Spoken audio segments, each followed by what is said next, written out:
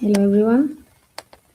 Mm, Hope all of you are okay. It's yet another day. Welcome to our daily show. Can I just see via the comment section to see the people who have already joined us who have already joined our show. I can see one person is viewing. You can just say hi in the comment section so that we can we can start today's show.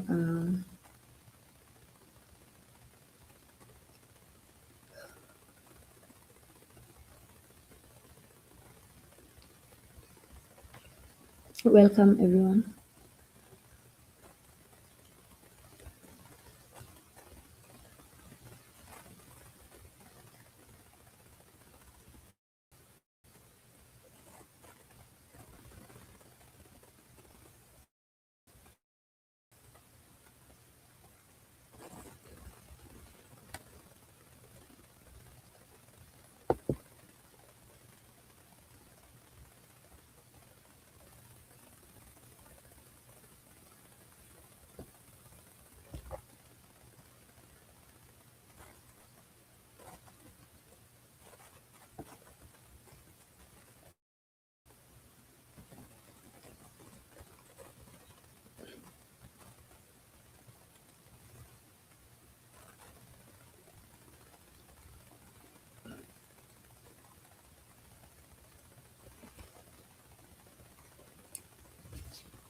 So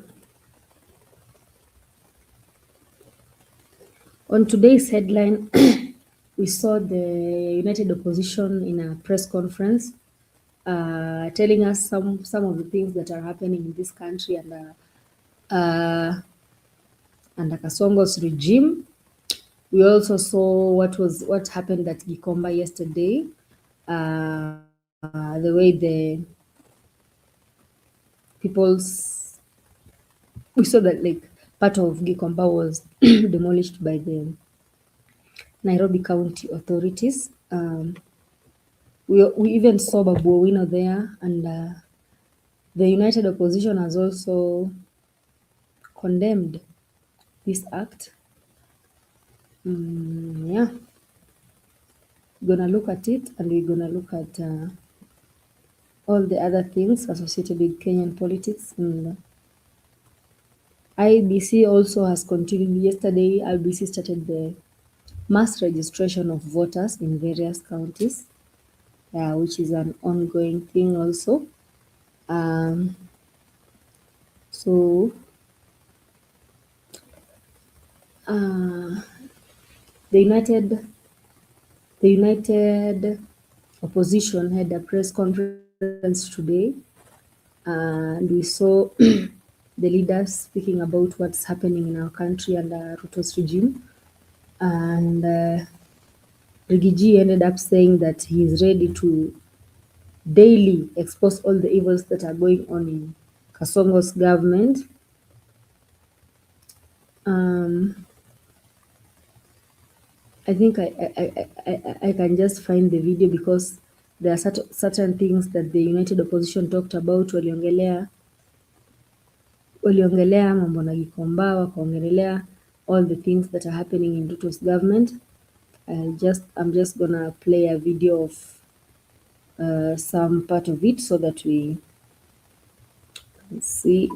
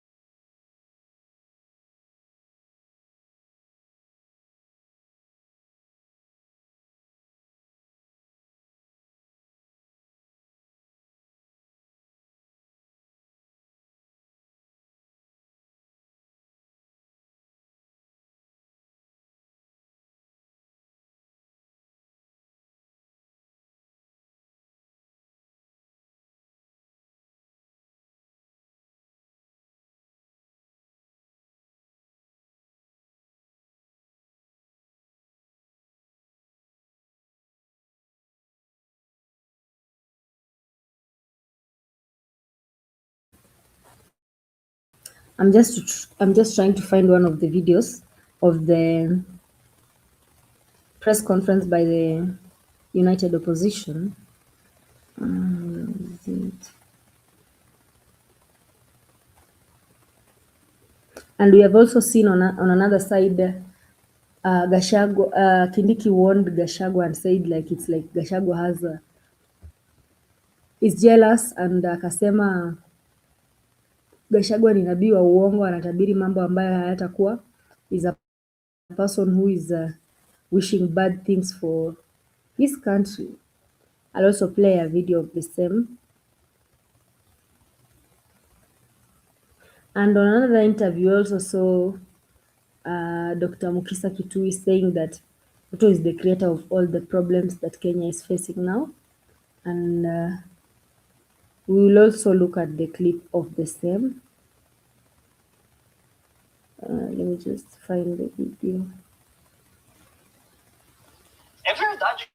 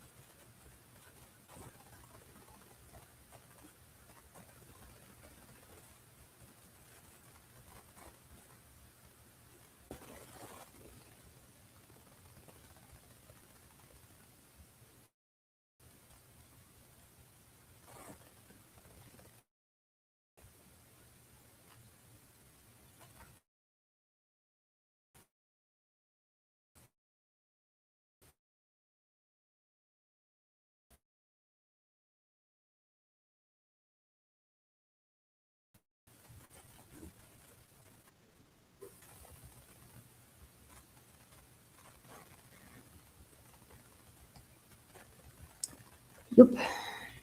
I'll just share the press conference over here so that we see on what happened today on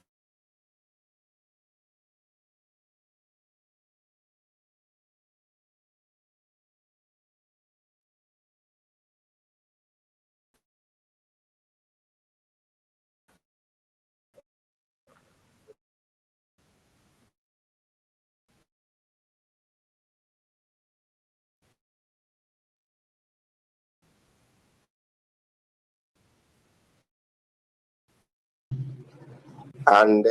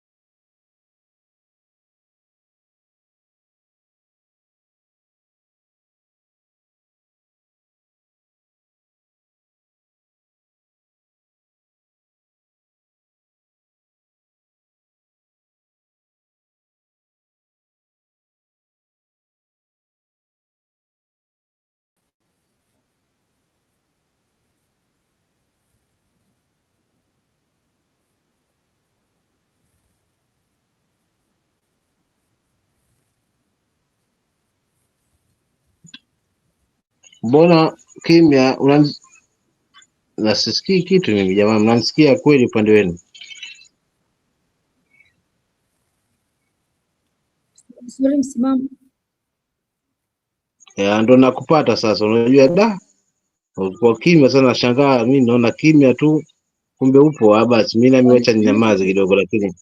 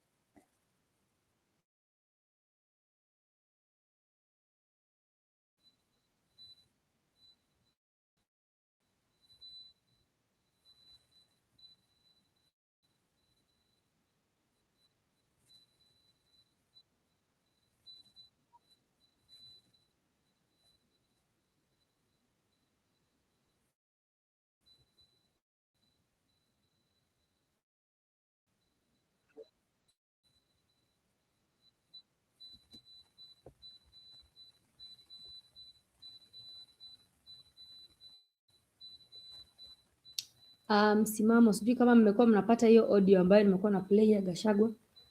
I tried to play the video but my internet was disconnected, so I had decided to cheza audio. Sijui kama ulikuwa unasikia. no, I didn't hear anything kindly. I don't be like, labda pengine tungekuwa kwa conversation wapo, lakini sikusikia chochote.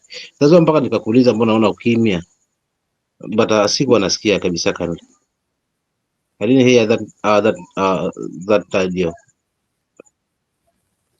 Maybe I just play it again kidogo tu. It's okay, play it again. Yeah.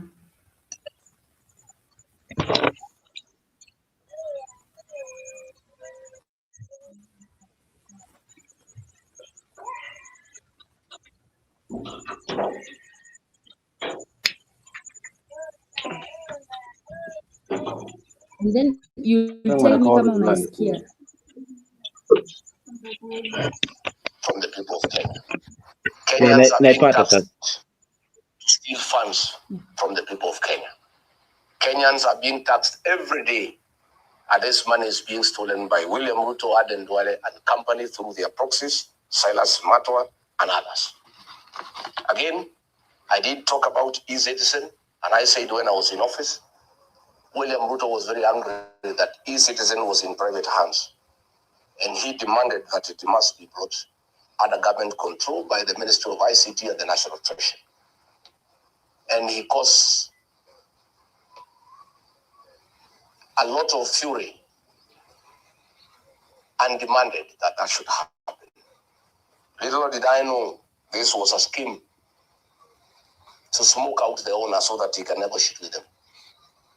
And when they eventually presented themselves, he demanded that they cede 80% of the company to him through a proxy called Linus Kipngetich. Again, Linus Kipngetich, who is now working in State House, holds 190,000 shares in Amaco on behalf of William Ruto. And it is him who withdrew 6.3 billion shillings in cash from Equity, from the e-citizen account. It's a shame that in Kenyatta National Hospital, patients pay for their stay there through e-citizen, but no funds are remitted back to the hospital to help the patients, to buy drugs, to buy reagents, and to buy food. Indeed, patients in Kenyatta National Hospital are not dying because of the disease that brought them to hospital, but they are dying for lack of food. It's a shame. So as we speak, we are excited to be here in Makueni because the people are resolute that they want to be part and parcel of the forthcoming liberation of the Republic of Kenya. And we are very encouraged from what we have seen. And we want to assure the people of Makueni, and indeed the entire country, that we are clear that we will do what they want. They want us to give them a single presidential candidate to face William Ruto. That determination from our party's leaders is firm and nothing can change. So as we have heard today during the press conference,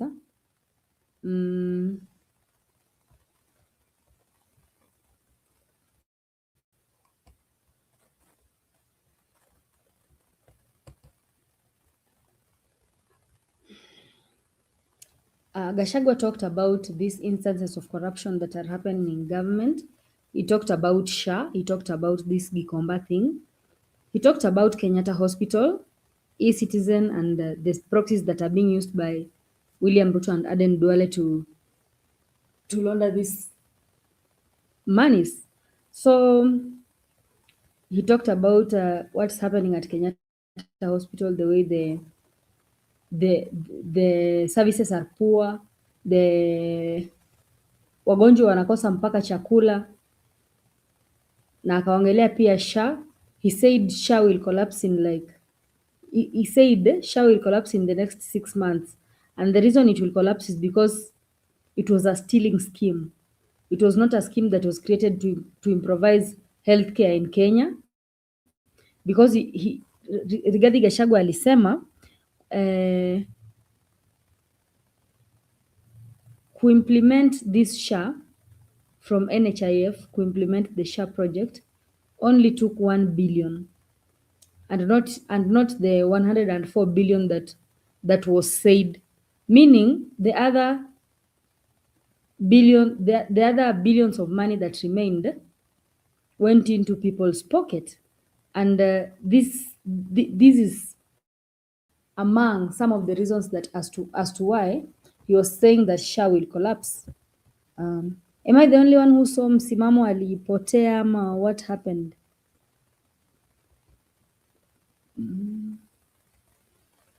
Hope I'm audible enough to be heard. And he also talked about the eviction of traders, the demolition that happened at Gikomba yesterday night. He ended up saying that it was just he said even the arrest of Sakaja that was happening yesterday, like when the police were sent to arrest Sakaja, ilikuwa tu yani kupumbaza watu so as to confuse the shughuli that will go to happen at Gikomba the yenye ilifanyika midnight jana. So I don't know, because yesterday we saw some part of Gikomba was demolished by the county authorities, and the traders' properties and goods were destroyed. So our traders face very heavy losses. Na ukiona venye walikuwa wanalia, unaona these are some of the things in an economy that zinafanyanga, unapata mtu alikuwa anafanya kazi yake legally vizuri, but once you go and kunyanyasa hao watu and put them in a position that they feel like the only way to survive is to do anything that they can, these are some of the instances that lead to things such as crime, and utapata watu wataamua kuresort, and those people whose ninio were demolished at Gikomba and they faced heavy losses and their things were destroyed, ndio unapatanga some of the people wanasema what is the essence of me making money legally, and then they end up resorting into things such as crime, kufanya vitu zenye they just can do in order to survive. So those are some of the issues that Gachagua condemned, and yeah, msimamo hope umekuwa na sisi pia. Tunaomba wewe utupee maoni yako kuhusu haya mambo ya Gikomba kubomolewa usiku, because Gachagua said wakati walikuwa na William Ruto these are some of the things that they differed on. Like before watu watolewe mahali, before they are evicted, wakuwe washatafutiwa mahali ambapo wanaenda. Lakini ukiona hapa, the people have been crying because yes, they have demolished for them because they want to construct a new market, but did they have a sense of where these people are going? And then even if they gave them a notice, why demolish people's property at night? Because the loss that these people are going to suffer si rahisi. So msimamo, karibu. Asante langu. Mimi nishajaa hapa kama pishi la ubwabwa, sio kama unajua ubwabwa unaujua, ama wewe unajua wali tu ama biriani ama pilau na ubwabwa naisikianga, lakini sijui ni wali na nyama ama wali na supu na mchuzi. Ubwabwa ni mchele hivyo hivyo tu, lakini kwamba haufuniki, unatengezwa kivyake, ndo mwanzo ndo tufike kwenye wali. Alafu wali mara tofauti ya ubwabwa na wali, ubwabwa haufuniki, wali unafunikwa. Kutoka kwa wali ndo tunaingia kwa pilau, ndo tunaingia kwa biriani. Bwana, naona macho yatakudondoka. Acha tu niachie hapo kwa leo, ili tuingie haswa katika hili. Kwa kweli itumie nafasi yako vyema, itumie nafasi yako vyema, na hiyo ndo tahariri yangu nitakaofungua nayo, kwa maana nafasi ulionao na nguvu ulionayo inaweza kupeleka kusiko. Leo hii wanajikomboa wao wamebomolewa usiku. Ukitazama haswa wale wanabiashara wako pale, unaelewa Afrika ni akina nani. Je, uongozi ni kitu cha kwenda na kupita? Unaitengenezea nini na wewe jamii yako kesho na kesho kutwa, pindi mwingine ataingia katika mamlaka afanye vivyo hivyo? Kwa hiyo itumie nafasi yako vyema, maana kama ni kweli haswa kuna maendeleo yanataka kufanywa pale, hatukatai, wala mimi sema usikatai. Na kama kuna ilani pia imeshatolewa pale, pia nayo sikatai. Unajua mazoea pia nayo sometimes yana tabu. Umepewa ilani na kuna jiuliza, watoto wanahangaika shule, si utamalizia nini shule? Utalipiaje school fees? Chakula pia unalipa rent na kadhalika. Na ndio umepewa ilani, lakini pale kwa kupeleka haswa hiyo biashara ambapo utakwenda kuianzisha tena, at least ianze ku catch up, ndivyo tengeze clients wako, inakuwa ngumu sometimes. Inakuwa mtu kutoa maamuzi ya kuondoka haraka inakuwa ngumu. So lazima tuangalie both sides. Lakini vile vile pia katika hii hali kwamba wanaingia usiku, mali za watu ziko pale ndani, everything pale ndani, hakuna ulinzi wa kutosha, alafu ni ubomozi. Wewe jana uliweka mitumba yako ama madimali yako, lakini ukija asubuhi kama kawaida, ukija unapata kwamba banda limebomolewa na mali nini. Sasa unajua ni hasara juu ya hasara, na kwa kitendo hiki hakiashirii sasa maendeleo, bali kinaashiria chuki binafsi dhidi ya jamii fulani. Ndio maana nimetangulia kusema kwamba tafakari ya leo yangu kwamba tumia wakati wako vyema, maana ukumbuke kwamba uongozi ni kitu cha kupita tu. Leo hii unacho, kesho kinaenda kwa mwingine. Kwa hiyo kesho yako basi huandaliwa na leo yako. Iandae leo yako vyema, ili hakika kwamba kesho yako iwe bomba zaidi. Kwa hivyo nalaani haswa kitendo pakubwa, maana hakiashirii maendeleo, bali kinaashiria chuki binafsi, ambapo hilo halitatupeleka popote. Na hiyo ndio tafakari ya ufunguzi wangu. Asante.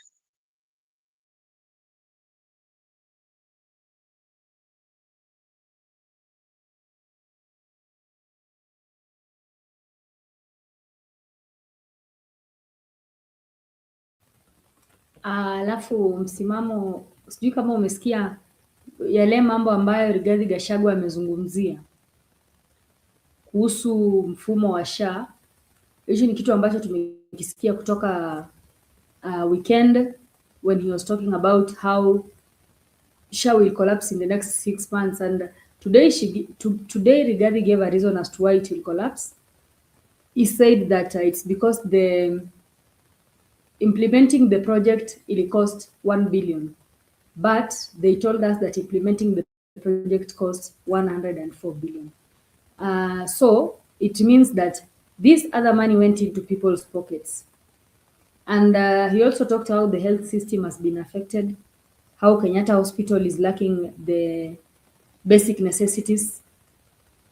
Yeah, basically, which means that the health sector is going to collapse, and like it has already started collapsing. It's not something that is attractive. What do you say about this?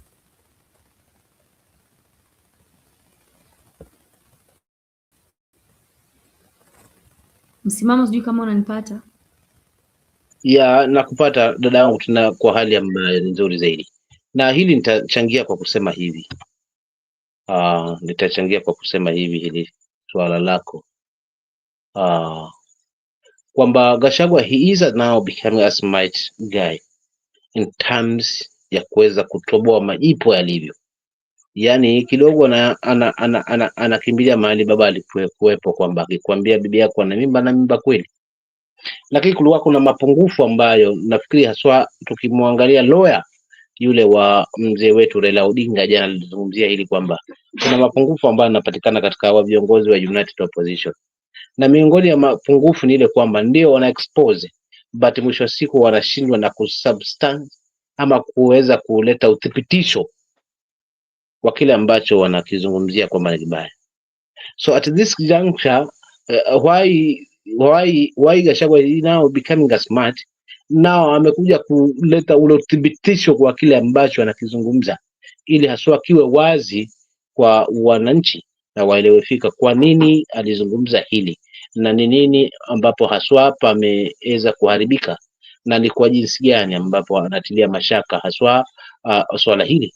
So at least kwa hali kama hii imeweza kumwongezea credit pakubwa, kwamba licha ya kuexpose pia anaweza eleza kwa nini mambo yanaharibika katika hiyo njia, ili kusudi haswa mlengo ambaye ni mwananchi apate kuweza kufahamu haswa na kuweza kuona uthibitisho wa kile ambacho huyu kiongozi anakizungumza, kisionekane kwamba labda pengine haswa ni siasa tu, bali ionekane kwamba haswa si siasa, ni reality, ni mambo ambayo yanafanyika nyuma ya pazia. Kwa maana hiyo siyo kama ndugu yangu Duale, kama haya mambo ambayo ameyaweka kiongozi wetu Gachagua haswa kwamba ataificha uso wake wapi, lakini vile vile haswa wale ambao ameweza kuwataja kwamba haswa wametumika kwa njia moja kuweza kuwaficha wao wenyewe haswa wasimamizi nao wataficha nyuso zao wapi. Lakini vile vile haswa kubwa ni kwa kiongozi wa taifa, ataliambiaje taifa kuhusiana haswa na hili? Maana tumezoea huyu akimwaga mboga na unamwaga ugali.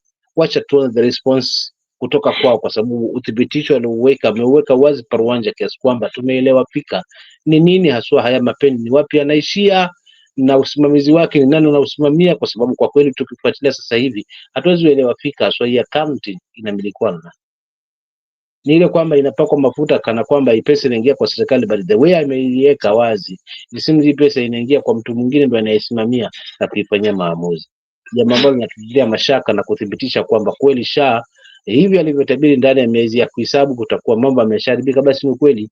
Maana hii Citizen alizungumza vivi hivi na tukayaona kweli. Lakini mwisho pia kutilia pondo hili ni kwamba haswa naanza kumwamini kwamba hivi vita vilianza ndani pale kwenye nyumba, kwamba mbona unaenda hivi, itakuwaje, mbona unaenda hivi. Lakini kwa sababu mimi ndio kusema lazima unitii, nadhani katika hii hali ndio maana alionekana kwamba ni mnafiki na hata fungamana na wazazi wake, wakaamua kumuondoa katika hali ya uharaka zaidi, jambo ambalo mpaka sasa hivi nanipa maswali. Kwa hiyo mimi nitazungumzia kwamba tusilipige jibu bure jamani, maana hii nyumba inanuka nyama. Asante.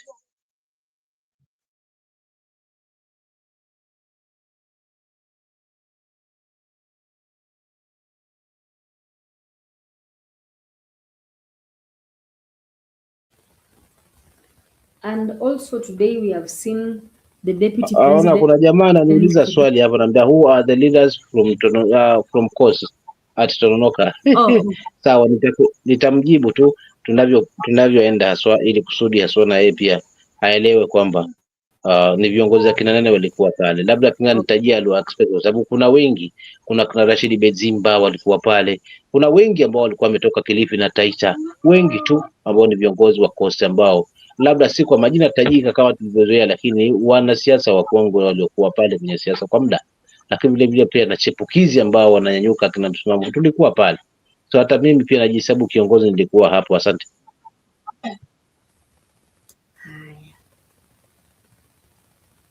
Tutasikiza kwa vile Kindiki alimjibu Rigathi Gachagua, alafu tutarudi kumalizia hayo mazungumzo ya hawa viongozi wa upinzani pale kwenye press conference. Nitafute hii hapa. Wow! Search G66 to get a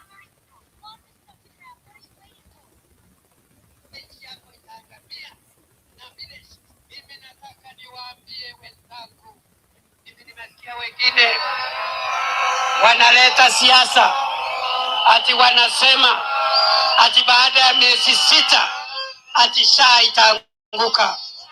Niseme mimi nimesikia manabii wa uongo wakitoa unabii wa uongo ati ya kwamba baada ya miezi 6 shirika la bima ya afya ya SHA itaanguka. Mimi nataka niwaambie wenzangu, kama wanangojea kuanguka kwa SHA, they are wasting their time. SHA haitaanguka. SHA haitaanguka. SHA itakuwa bora zaidi. Na wacha sasa ni Wakenya milioni 30 wamejiandikisha.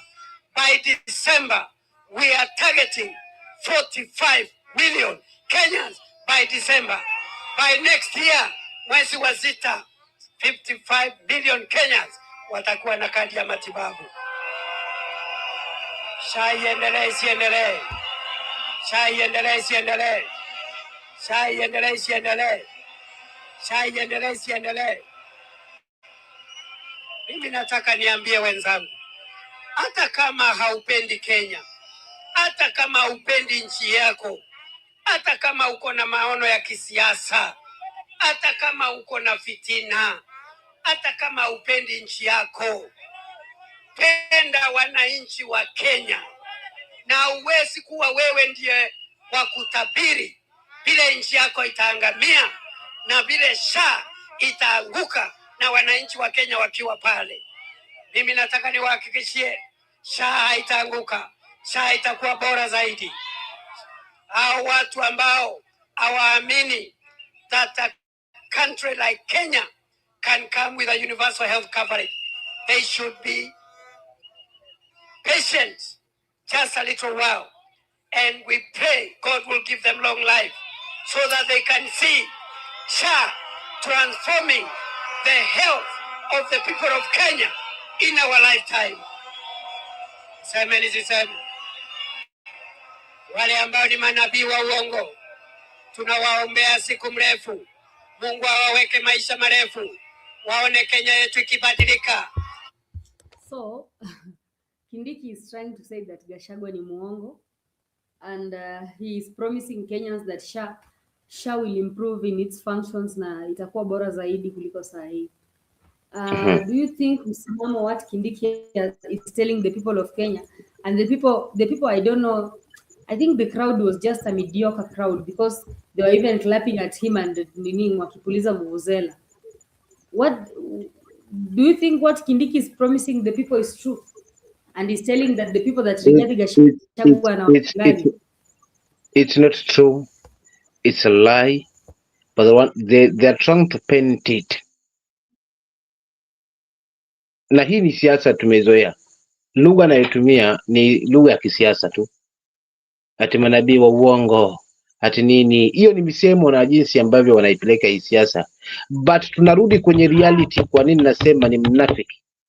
Mahesabu hatueleza haya ambayo Gachagua ameweza kuyaeleza. Mbona hatuelezi kwamba mahesabu yenyewe ni haya na mambo ni haya? Kwa hivyo huu bwana kwa kweli ni muongo na nabii wa uongo, kwa sababu mahesabu yetu tunasema ni haya na pesa za SHA ziko hapa na hizo zimefanya hapa na tuna mpango huu, lakini hajathibitisha kama ambavyo Gachagua ameiweka. Bilioni hizi zinaingia hapa, zimetumika hapa, hizi zimepotea kwa njia hii, na zilizotumika ni hizi zingine ziko wapi? Lakini nani msimamizi haswa wa hizi akaunti? Tunataka tumsikize kama anapangua haswa, apangue kutokana na hoja ambayo imejengwa na Gachagua. Lakini hili analozungumza ni panganga kawaida ambayo tumezungumza kwamba tumetenga, tutajenga, tumezindua hivyo, na tumezoea hii kauli. Kwa hivyo hii wanapiga kelele ni wale tu tuliopewa chambo tukafanya hilo, maana hata ule muda wa kufagilia hatujui, na ule muda wa kunyamaza na kumpa kiongozi asikike na wengine hatujui. Lakini kuna wakati kama ni kweli utakuta ikiguswa tu, utakuta haswa umma unazungumza wenyewe, maana unashabikia kwa kweli. Lakini huku kushabikiwa kwa mavuvuzela non-stop ni kuonyesha mapungufu tayari, kwamba hakuna hata ule muktari kwa kile ambacho kimezungumzwa pale. Kwa hivyo ni jambo ambalo limepangwa kuweza kuona kwamba labda pengine kuna uungwaji mkono na watu wanapendezwa na SHA kwa jaribu kuipendi. Lakini nguo ya kuchakaa dadangu, hata ibendeke viraka haiwezi kurudi kuwa mpya. Ikichakaa imechakaa tu. Kwa hivyo huyu anajaribu kuipanga viraka hii SHA at least ionekane kurudi mpya, kitakuwa ngumu.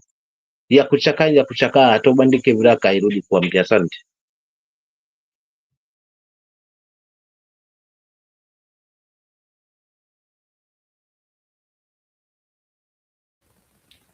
And then we have also had Gachagua ameongelelea Kenyatta Hospital.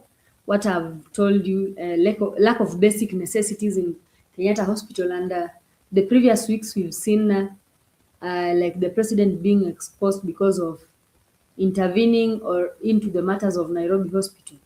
And since then, and he ended up huko tu kwa juu ya magari penye anatembea akieneza propaganda, alisikika bado akisema mimi najaribu kusaidia Nairobi Hospital nini, lakini hatujawahi sikia akiongelea hizi hospitali za serikali zenye ziko chini ya serikali. Nairobi is a private hospital. Hatujasikia president akipanda juu ya gari akisema hizi nini hospitali ya serikali, kama ni Moi Referral, kama ni Kenyatta ninafanya hivi na hivi na madaktari, ama ninafanya hivi na hivi na board kuhakikisha mambo yako sawa. Mbona hajaongelea mambo na public hospital, lakini anaongelea mambo na Nairobi Hospital, which is a private institution?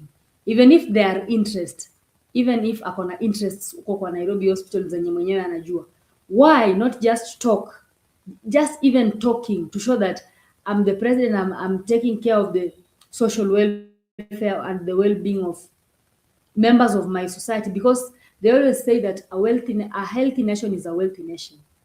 Mbona haongelelei hayo ya hizi hospitali za serikali? Tunajua ako na interest kule kwingine, lakini mbona haangalii masuala kama haya ya hizi hospitali ambazo zina affect mwananchi wa kawaida? Jamani, Nairobi hospitali kwa takrimu ambazo zimezungumzwa kwamba inatengeza 1 point something billion on daily in monthly basis,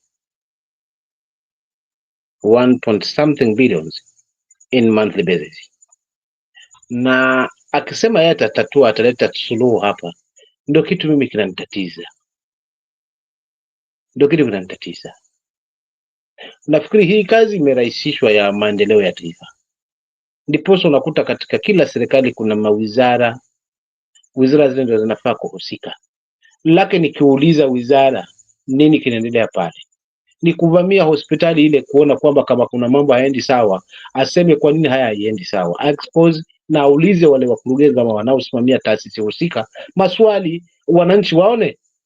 Hiyo ndio suluhu, kwa sababu sifa ya kiongozi na jukumu pia la kiongozi mojawapo haswa ni kutoa suluhu haswa katika matatizo yanamsibu haswa mwananchi. Baada kusema atakuwa mtetezi hapa, nanipa maswali, then turudi pale kwamba ni mahali kunaingia mshiko kwa mwezi 1 point something billion. Nani anataka kusimamia hili? Atuambie msaada wake atatoa ni upi? Kwa sababu je, mbona amekimbia hapa? Na kwa kweli umezungumza vizuri kwamba mbona hospitali zingine zote hazizungumzii, mbona jicho liko pale? This regime, the biggest mistake ambayo naiona kwao ni mahali ambapo kuna mshiko hawachezi mbali, kwenye mshiko hawachezi mbali ng'o, na hawachezi mbali mpaka kwa mfuko wetu haswa, kwa sisi wanalahoi pia, kwa popote kwenye hela jamaa wapo. Huo ndio kweli. Sasa kutambua tutatupa suluhu ni kana kwamba maendeleo uliaweka mahali kwa mfuko, utakapokwenda basi wewe ndio unangojea ukapeleke maendeleo.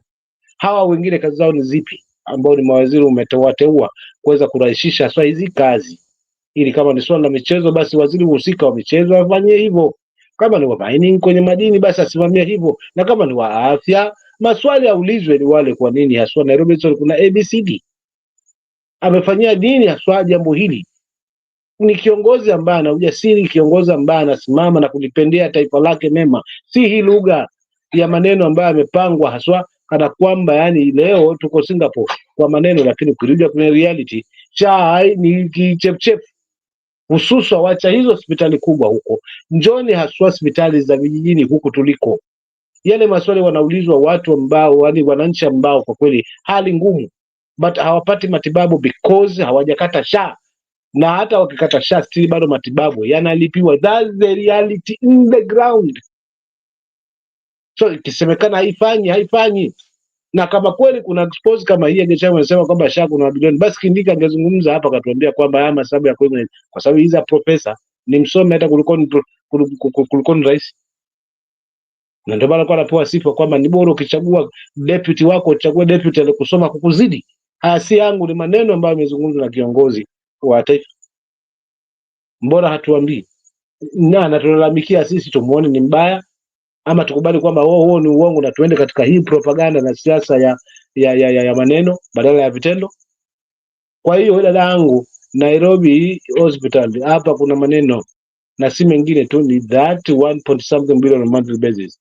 Hii ndio kitu ambao wamekodolea macho, kwa sababu kuliko kwenye hela ndiko waliko, kwa sababu wakikusanya basi wao wataheshimika na kuweza ku rule everybody na kufanya chochote kile wanachokifanya kwa sababu uwezo wako nao. Asante.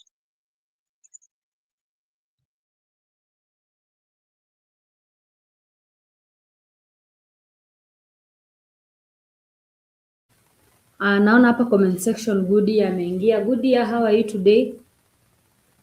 Natumai mzima. I can see saying that this is tough politics which comes with HS, but we will have to soldier on.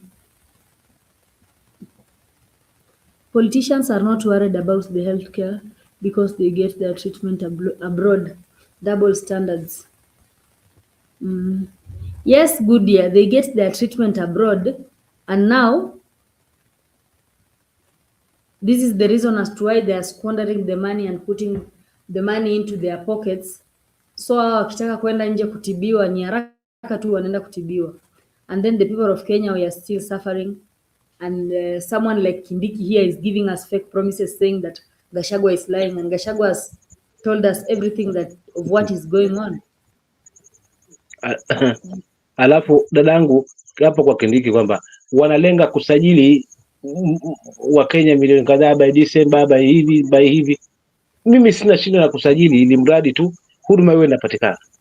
Lakini hata wakisajili hiyo sababu imeleta yote na pesa haijulikani na kukwenda. Jamani, si sasa kuchukua mzigo kwa picha na kuregesha kwa bega na mwili ndio huo, na kuna jidanganya unasema acha nipumzike. Ati napumzika mzigo, basi unachukua kwa kichwa unaregesha kwenye bega, lakini si mwili ndio huo mmoja Vivian ama Willard, sorry. Ama mimi mtazamo wangu unaenda kwa sababu kuniambia kwa watu katakuwa tumesajili kiasi hiki, mimi kwamba mtakuwa mmetengeza pesa nyingi ba mwezi wa 6, tuambie hivyo, lakini hii pesa itakuwa imeenda wapi kama itakuwa hakuna usimamizi? Hiyo ndio swali najiuliza mimi kama msimamo. To us, registration and continuous registration of members into SHA doesn't matter. What matters is proper functioning of the system, right?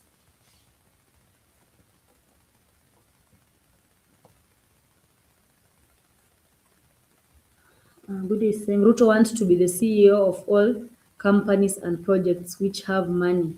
Greedy individual.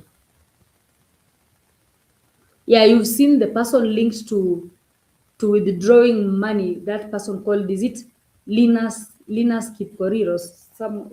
Gachagua said his name. Linus Kipngetich, the one who is linked to the one whose account is linked to withdrawing money from the eCitizen, works in State House, and he even owns some shares at Amaco or something, according to what Gachagua is telling us. So Ruto ashaingia huko kwa eCitizen, kama ni kwa health ashaingia. I think he has Ruto anaogelea kwa all the, even education. I'm very sure he's swimming there, because the education system of Kenya penye imefika, even the implementation of the CBC is not that effective. It was implemented in a hurry, yes, but ukiangalia the number of interns that are not employed, 44,000 interns are not employed because the government is saying about nini hakuna pesa, but money is there. Money is there. I remember me when I used to study during the time of Uhuru, those of us who were government sponsored, we used to pay very less money when we were in campus, but now you hear the amount of money that campus students are paying, and the campus students are not even receiving help as per now. And then you wonder where the money is going. But this money, it doesn't mean that it's not there. This money is going into these people's pockets.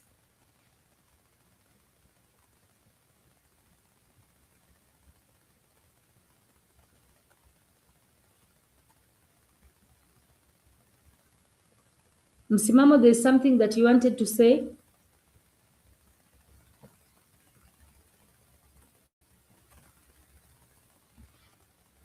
Msimamo, kuna kitu ambacho ulikuwa unataka kusema kabla ni endelee kuplay hiyo video ya press conference? No, endelea kuplay, hamna shida. Endelea tu kuplay kidogo, angalau nipate tama la maji hapa, angalau funda la maji kidogo.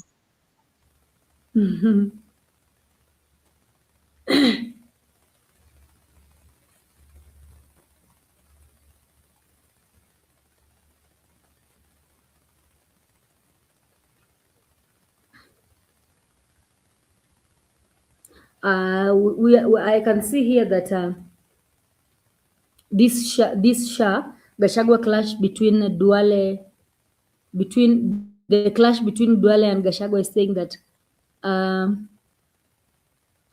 Duale is saying that he wants Gachagua to produce the CR12 document from the Business Registration Service. This single sheet of paper will instantly reveal the shareholders and director of the Convergence Network Limited, the company he claims I own 17% of.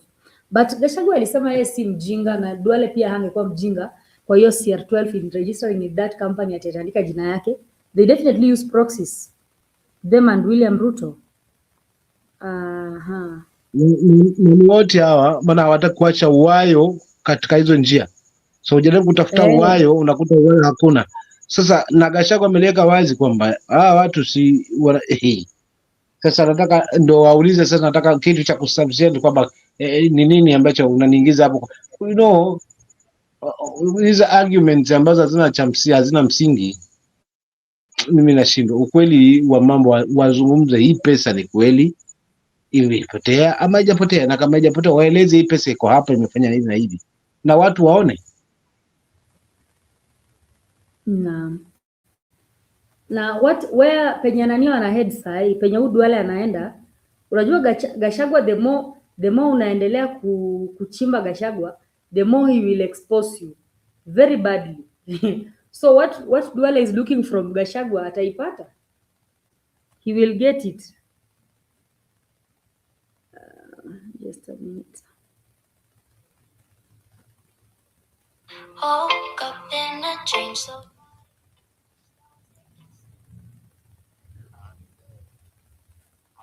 Goody is saying Gachagua produced the evidence today. He read them out. Yeah, he did.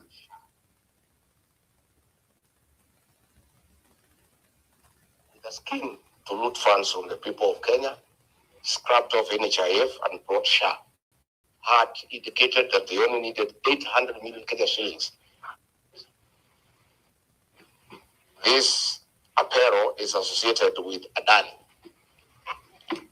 Then with 50 was created,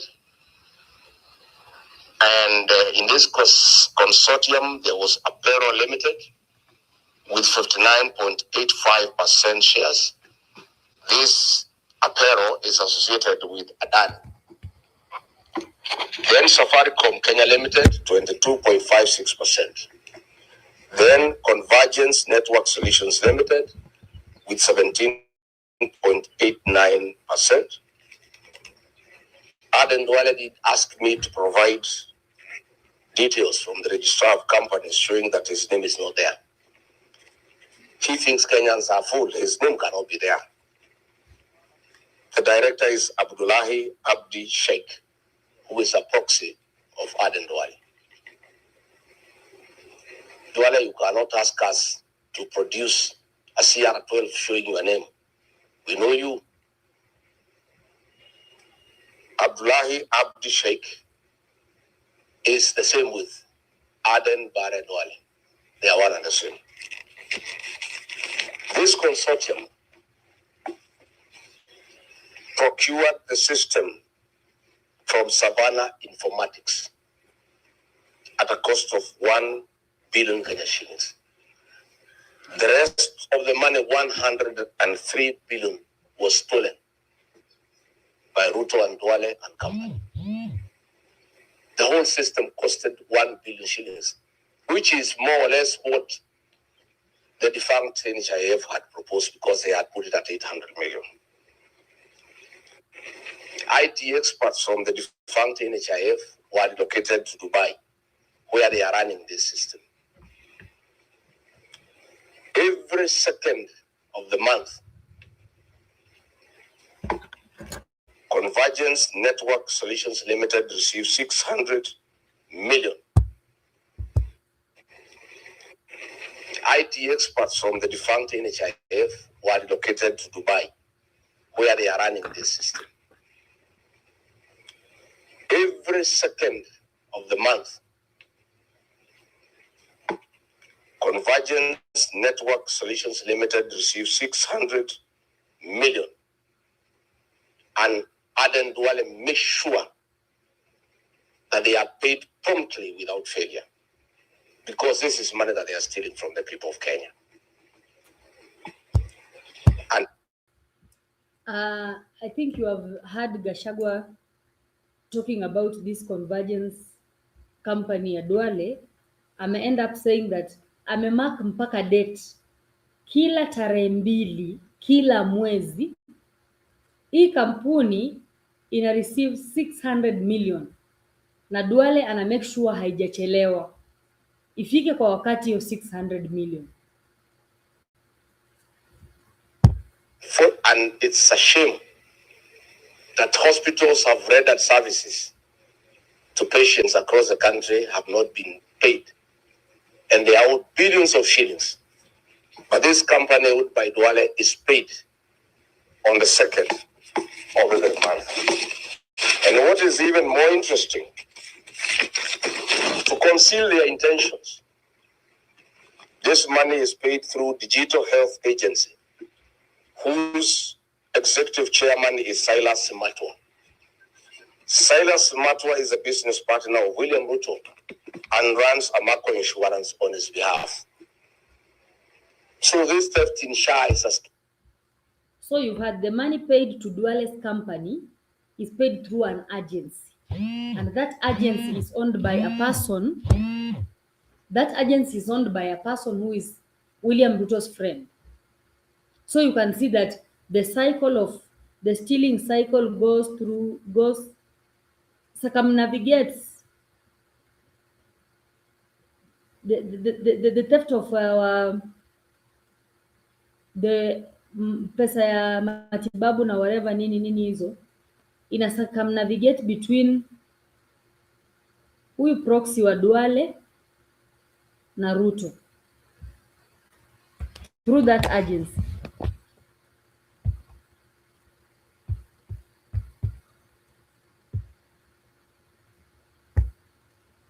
Scheme by William Ruto and Duale.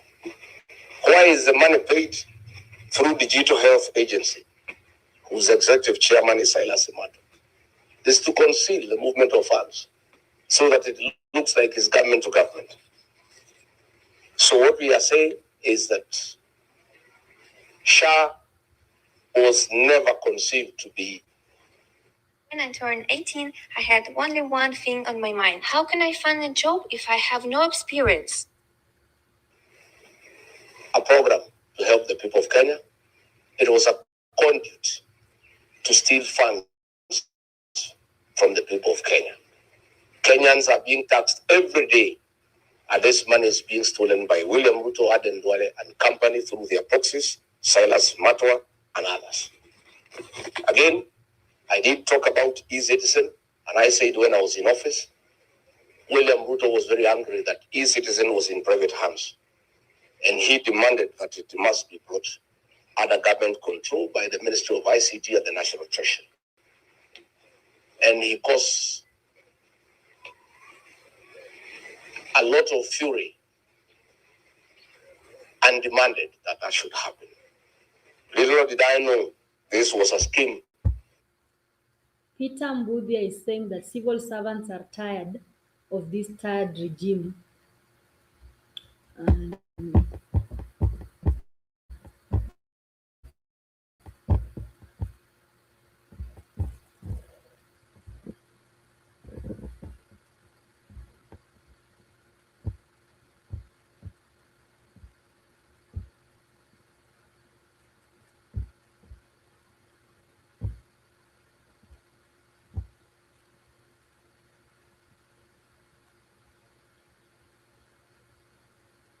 Saying that Duale doesn't even care about his own health. Not that he doesn't care about his own health. Anajua yeye akigonjeka ataenda kutibiwa ng'ambo. Already Convergence company yake kama ni pesa imezoa kuzoa. You've just heard Gachagua saying that every second, kila tarehe mbili ya kila mwezi, the money is paying through an agency na Aden Duale ana make sure hiyo pesa imeingia by fire by force.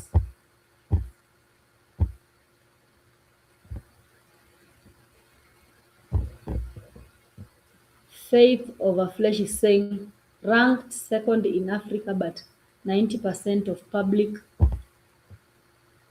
hospitals lack basics. SHA is just looting via ghost hospitals and hidden registries. Fix the corruption and bring private standards to the public. Yeah, exactly. SHA is just a money laundering scheme, just as Gachagua has told us. Na hiyo ina rotate ina rotate kati ya Ruto na huyu Duale.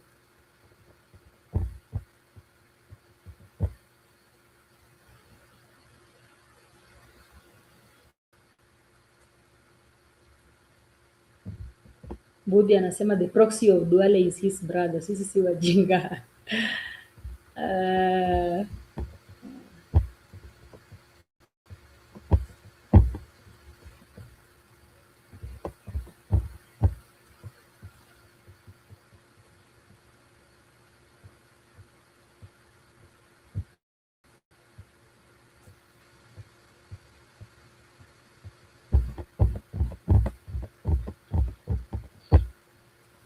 Yeah, so as Kenyans we have seen this issue of health, na si health peke yake, but sahi sasa because Duale wanted it, Gachagua will expose everything and tell us what's going in the health, what is going on in the health department, hiyo ministry ya health.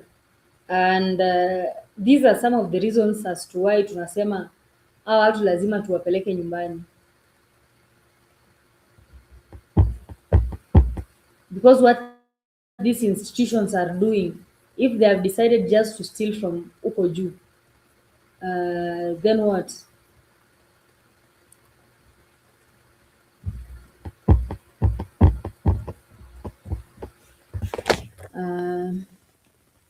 Let's just continue listening to the press conference because there are some of the things that he's still saying. To smoke out the owner so that he can negotiate with them. And when they eventually presented themselves, he demanded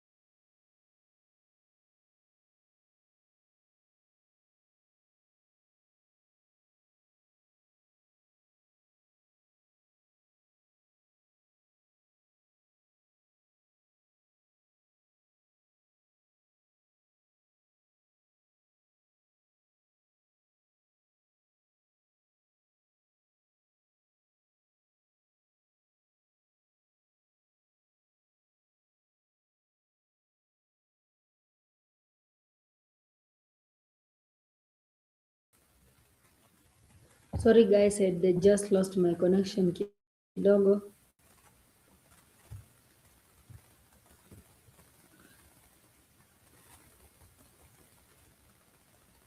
Goodia is saying he spent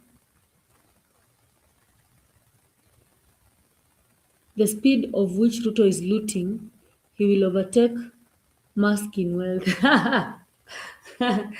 Unasema Ruto overtake Elon Musk. Tukitaka vizuri tumbebe tumrudishe Sugoi in 2027. Sababu hata sisi wenyewe ametuchosha. We must make sure that Ruto becomes a one term president because yani in these 3 years, miaka 3 tu, this guy, the damage that he has done to this country, it's unrecoverable.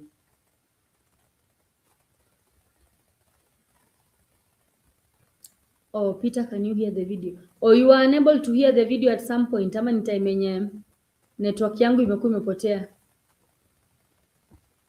Oh, good, yeah, I'm there now. I just had some network issues and Kindiki gives up, calls on Rigiji to ceasefire and signals he is ready to work with him. This is new. Has this one, Peter, has this one been on the news ya saa tatu ama ni hiyo video ya Kindiki yenye nilikuwa nacheza? Kindiki calling Rigiji for a ceasefire? No. He had already said that Rigiji ni muongo and is a fake prophet because juu ya hiyo story ya Sha. Rigiji should not accept. Asijaribu kwenda kushake mikono na huyo Kindiki. He should just continue telling us what is going on.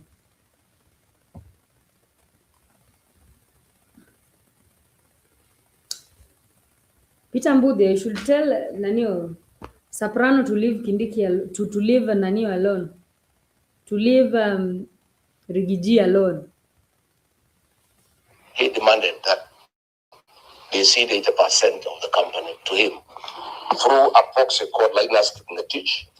Again, Linus Kipngetich, who is now working in State House, holds 190,000 shares in Amaco on behalf of William Ruto. And it is him who withdrew 6.3 billion shillings in cash from Equity from the e-citizen account. It's a shame that in Kenyatta National Hospital, patients pay for their stay there through e-citizen, but no funds are remitted back to the hospital to help the patients, to buy drugs, to buy reagents, and to buy food. Indeed, patients in Kenyatta National Hospital are not dying because of the disease that brought them to hospital, but they are dying for lack of food. It's a shame. Gudia is saying that Kindiki is being used by Ruto. He will be kicked out without knowing. I've just realized once you are a mediocre, Ruto will use you properly. He will use you properly. But the moment utaanza kupata akili, he will chase you away. Yeah? So what Gudia is saying is very true.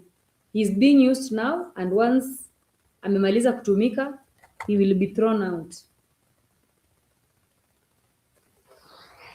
So as we speak, we are excited to be here in Makueni because the people are resolute that they want to be part and parcel of the forthcoming liberation of the Republic of Kenya. And we are very encouraged from what we have seen. And we want to assure the people of Makueni and indeed the entire country that we are clear that we will do what they want. They want us to give them a single presidential candidate to face William Ruto. That determination from our party's leaders is firm and nothing can change. I want to assure the people of Kenya that on a daily basis, we'll continue to expose William Ruto and his government on all the evil things that are going on in the country.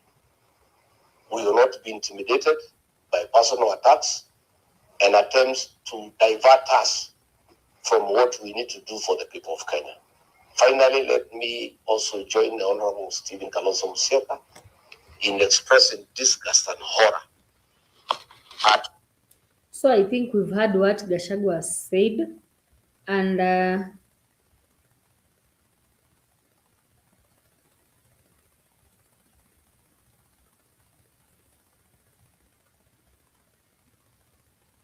I think we can also listen to what Justin Muturi, the former Attorney General, said about Ruto in the same press conference. And then we will go to check into the rally that is going on by the United Opposition in Makueni.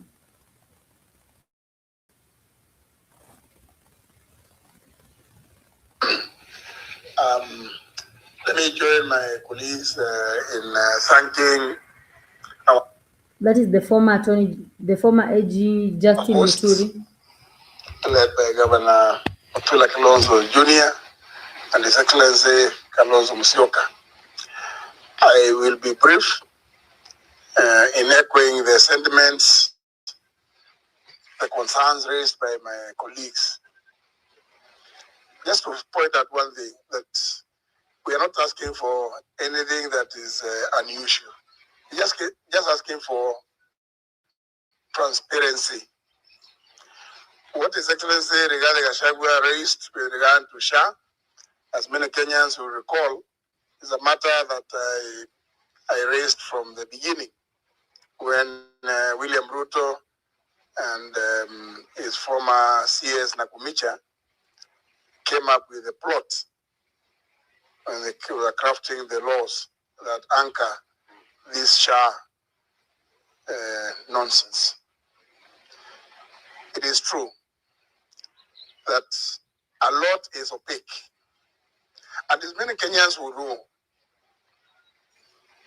those in the sector, health sector, have raised the issue that when it started, purportedly as a very robust system, they were even showing the list of institutions that were receiving payments.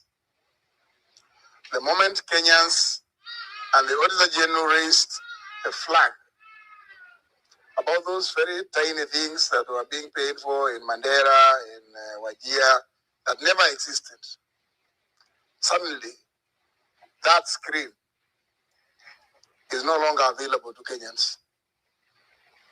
It's no wonder then that attempts are being made to acquire Nairobi Hospital, so that now, even if you are told money is huge sums of money are being paid in Nairobi Hospital, you will not question. That is the thinking and the mindset of one William Kipchirchir Arap Ruto. That is the design. It's no wonder, again, even as our young people come up with their own design program of encouraging each other to register as voters by the clarion call of Nico Kandi. William Ruto mistakenly assumed it was just like another song of two time. So he also said he's Nico Kandi. Only to be reminded by the young people that actually his. And I like thanking my brother Rigathi Gachagua. Told him he's a red one. So suddenly he has coiled amerudisha mkia kwa miguu because he realized that he was jumping on the wrong bandwagon. Ile Kandi, for him, is a red one, which means 10th of August, back to Suhoi. But there are many reasons we've said as the alternative government, which is what we are supposed to be, to point out what government is not doing or what it is doing wrongly.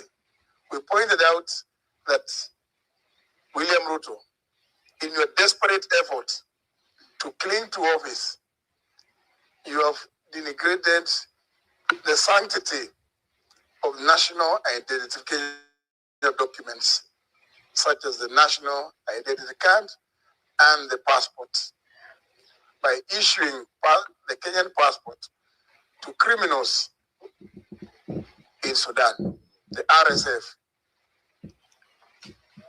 We also know, as a result of your indulgence with the RSF, Kenyan tea farmers are now suffering. They cannot export their tea to the Sudan because the Sudan government cannot understand how we can entertain a criminal gang here in Kenya, give them even Kenyan travel documents, nationality documents, and then wish that we can continue doing business with them. We just got reports not too long ago about the amount of tea, Kenyan tea, that is lying at Mombasa. Now that there's a crisis in the Middle East, William Ruto, of course, would want to hide behind that crisis. But you're telling him, you began causing this crisis much earlier by your engagement through your greed, insatiable greed with the RSF of Sudan. And indeed, we are going to point out. So you've had Justin Muturi exposing another thing. We saw last week in the news, they were saying that some tea is lying at the Kenyan coast because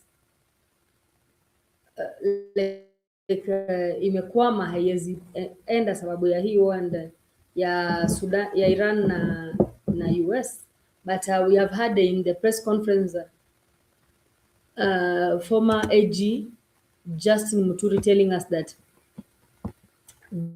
the tea that imekwama hapo Mombasa ni as a result of the Sudan government not wanting to trade with Kenya because of this action of President William Ruto involving himself with the armament of the RSF and even giving them Kenyan passports. So Sudan are like, how do we trade with these people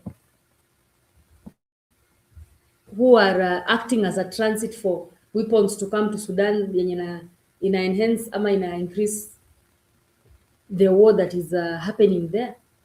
So that was another thing by Justin Muturi in the press conference. Joseph Karibu, I can see you're in the building. What do you have for us today? Yes, how are you? How are you, Gen Z? Uko kadi ama uko kadi? Mimi niko kadi. Ama uko soprano? Niko kadi. Ah, that's good to hear. Mimi nilishakuwa kadi kutoka kitambo. So, tunajaribu kuwa support mkue kadi. Nimeona mko na initiative nzuri sana. I've seen Gen Zs, they are going everywhere. Na si tukue kadi lakini tuende kuvote. Unajua kuna watu watasema tu niko kadi lakini hawatapia huko kwa ballot. Acha nisalimie Gudia naona akifurahia huko nikiongea kama soprano. Unajua nimetoka siasa za Kenya ni tamu bwana. Nimetoka kuona compilation ya watu wakibishana kisiasa. Nimecheka sana. Yeah. Siasa Kenya hivi. Kenya is full of comedy. Drama. Yeah, I think that is what happens in lakini Rick G alichoma soprano hapo Rick G is an actor bwana. Rigathi Gachagua is an actor.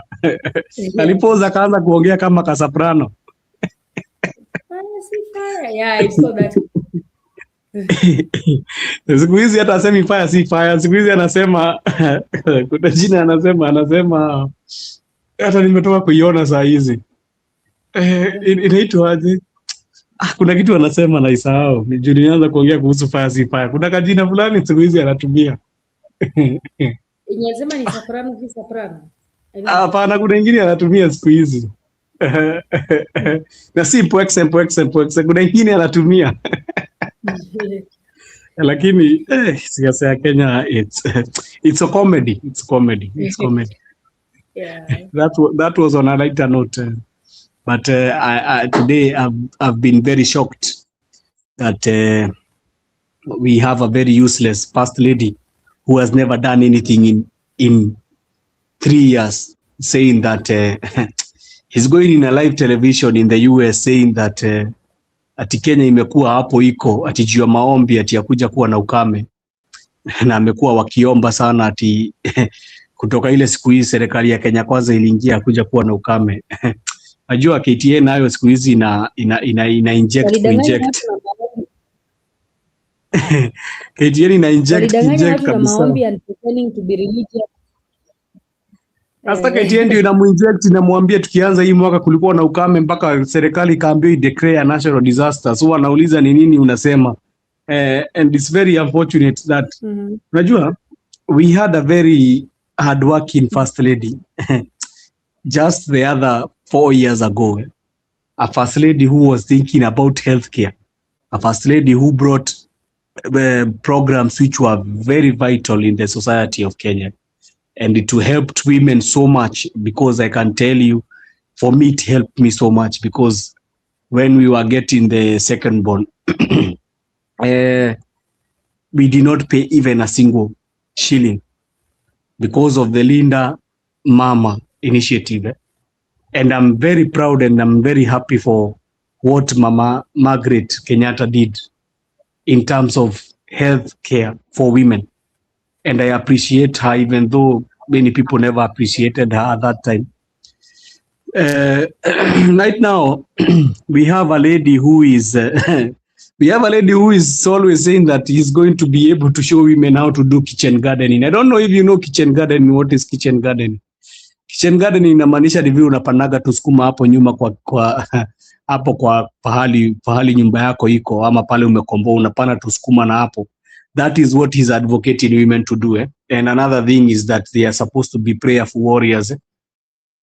I think she does not study the Bible well, because the Bible says, I don't know the verses, I will not say the verses, but I know the Bible says that faith without action, it's useless, or it cannot help.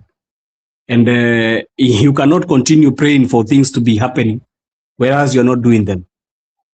But I think it's not a big issue, because we know the family and how they have all been intoxicated with lies. So they can lie anyhow. That lady has lied on her teeth, saying that Kenya has never experienced famine. Not forgetting that the other day, even Tharaka Nithi, I don't know if you remember Tharaka Nithi, they have been having a dry spell. They even were being taken food by this useless CS called Rocco. He was saying that they are going to take food to them. So I really wonder, has she forgotten, or her memories like that of a rat, that she has forgotten that just in January we had a drought? So you can certainly see, let me tell you, we have, how many women first ladies have we had? We have had almost 5 first ladies. And for sure, I can tell you, for the Moi one, I don't know so much, because when I was coming to the first lady of Moi died before, and when they were coming to fish, I cannot tell you well about that. We have had the Lucy Kibaki, almost was a bit. We cannot say her stories well, because she was a bit good. I don't know. You never found Lucy Kibaki. I don't know if you found Lucy Kibaki. She was a very firm lady. But for Margaret Kenyatta, I know you have seen her, and I'm very happy that she brought those programs.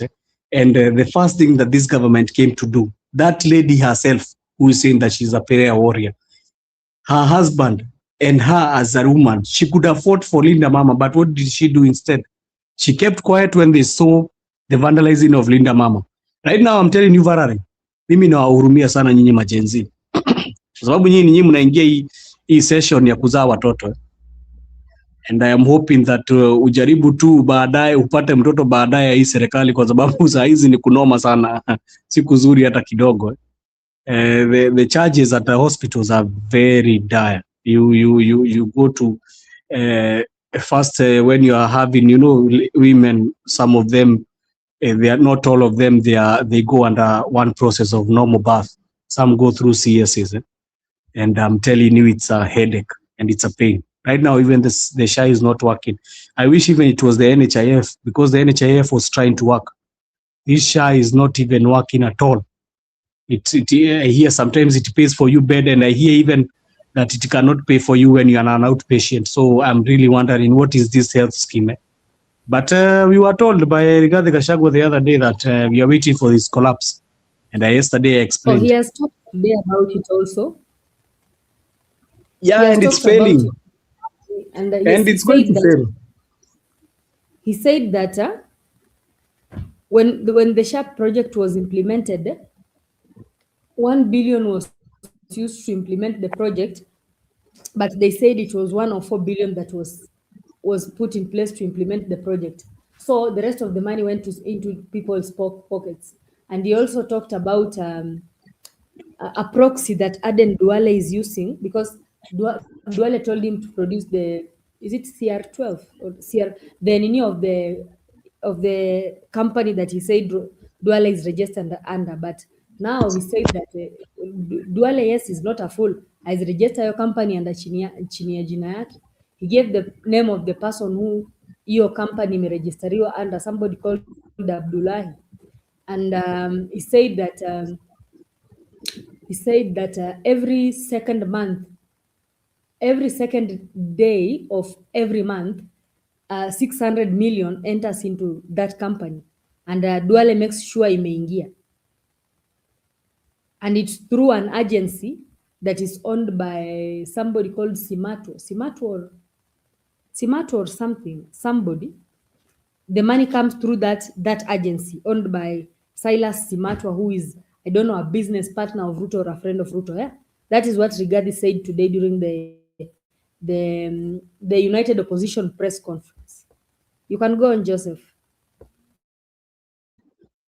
Varali, there is nothing that is shocking to me. I will not even talk about Duale. Duale is an incompetent person. Let me talk about the person who says he has PhD and he's unajua tuliambiwa PhD yake ni ya matawi. Let me talk about that guy with the PhD. And the moment that I know Kenya is going to become a banana republic is not even with him talking about hizo uongo amekuwa kiongea. No, me I don't look at that Varari. Me I look at the software. Watu wanaangaliaga hiyo hardware. Unajua hardware ni hii unapatana kwa kujua magari na nini. Me I look at the software. And the soft copy is coming out. And the soft copy is about what? The moment you heard that Ruto is involved in all ministries, that he knows even the works of all ministries and what they are doing, and he can be able to know to know every ministry what they are engaging in, I knew we are heading a very dangerous place with this guy, because it means if he knows about that, it means also the tenders that are happening in those ministries, he himself is the one who is benefiting from those tenders. And most of the tenders in health sector, most of the tenders in education sector, most of the tenders everywhere, even the security sector, he's dealing with them. And it's a very bad move when you are a president or a head of state, when you are seeing that you can be able to give tenders you can be able to receive tenders for your friends in all the ministries. It means that you have treated this government of yours as a family business. And it's very shocking that not only have we seen even how he's handling the ministries, we have seen even his kids, how they handle their public life. You can clearly see that it has become a family affair in everything. And Duale is just a mouthpiece of a person, and he's just a carrier of is a carrier of somebody who is working more so in all these things to be able to steal money. And it's not shocking that even the airport, JKIA, the government has not the government, the family tentacles, they are even in the JKIA program. And I don't know how we are going to cure this, because it is very, very dangerous move. And I think after we are done with this guy in 2027, there need to be a cleanup in all these parastatals, clean up in all these ministries, clean up. I think it needs to have an overhaul of the whole parastatals ministries and what have you that this guy has entered his tentacles into, because it is a very dangerous game. Even if he's out, he'll still be having his stooges in all these ministries and parastatals who are going to be stealing the same money. It's not shocker for me, because the governor of Nairobi, we had some news that was saying that he always remits money to the government in terms of a bribe, so that he cannot be removed into power. So I don't see anything that can shock me in what Rigathi Gachagua said, because even the garbage collection in Nairobi, which is always a very booming business for them, they have taken in it and now they are doing the business. And you know the people who are doing the business. So Varari, hii si mambo ya kunistua sana, and we are going to still be waiting for more. And the problem is, I told you the damage that is being done to our country. I don't know if we are going to recover within the second from 2027, 2032, because the person who needs to come there needs to be a very, very, very, very strict person. We need a very strict person who can be able to clean up all this mess, because it is a mess, and it needs the first term for him to clean up this mess. It is a lot of mess. We are engaged in a lot of mess, and the mess stems from everywhere. You can see even the Haiti deployment. You saw people came. We have still no have answers for policemen who are killed. There is no still any clear circumstances of what happened. The government kept quiet. Some of them even are crying they were not given their salaries. So this is clearly a very bad time that we are living in, and this government has clearly lost all touch with the people in the ground. So, Barry, back to you. I think I've answered the question you had asked.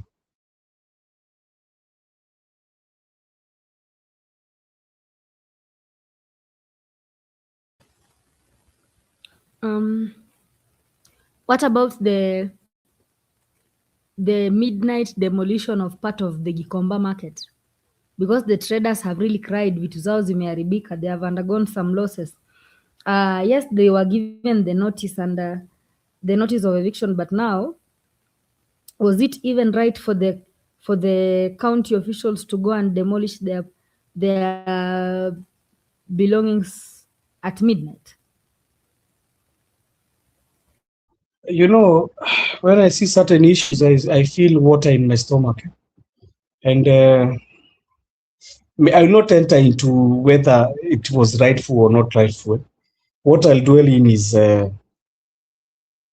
was not a saint man, and neither was he very good in whatever he was doing when he was in the government. Maybe for some people, and maybe in the quarters he did some things that were angering people. But one thing I knew he did right when he was going, he left us with something that I will never forget. He told us that if we try to elect this person, we are going to see a lot of things that we could have never liked to see. And he's categorically said that people are going to be asking him when they see him. They be telling him kuriaribika. And he's going to be answering them. Me, I've just come to check the situation of how it is, the trees are. So when I think about these issues, I think about what this guy came in for us. You know, the people who voted for him, I'm not going to blame them. The people who voted for Ruto, I'm not going to blame them, because this guy had very sweet mouth in convincing the people. Because when you could hear him talk, you could think this guy, he's the savior, he's coming to restore the economy.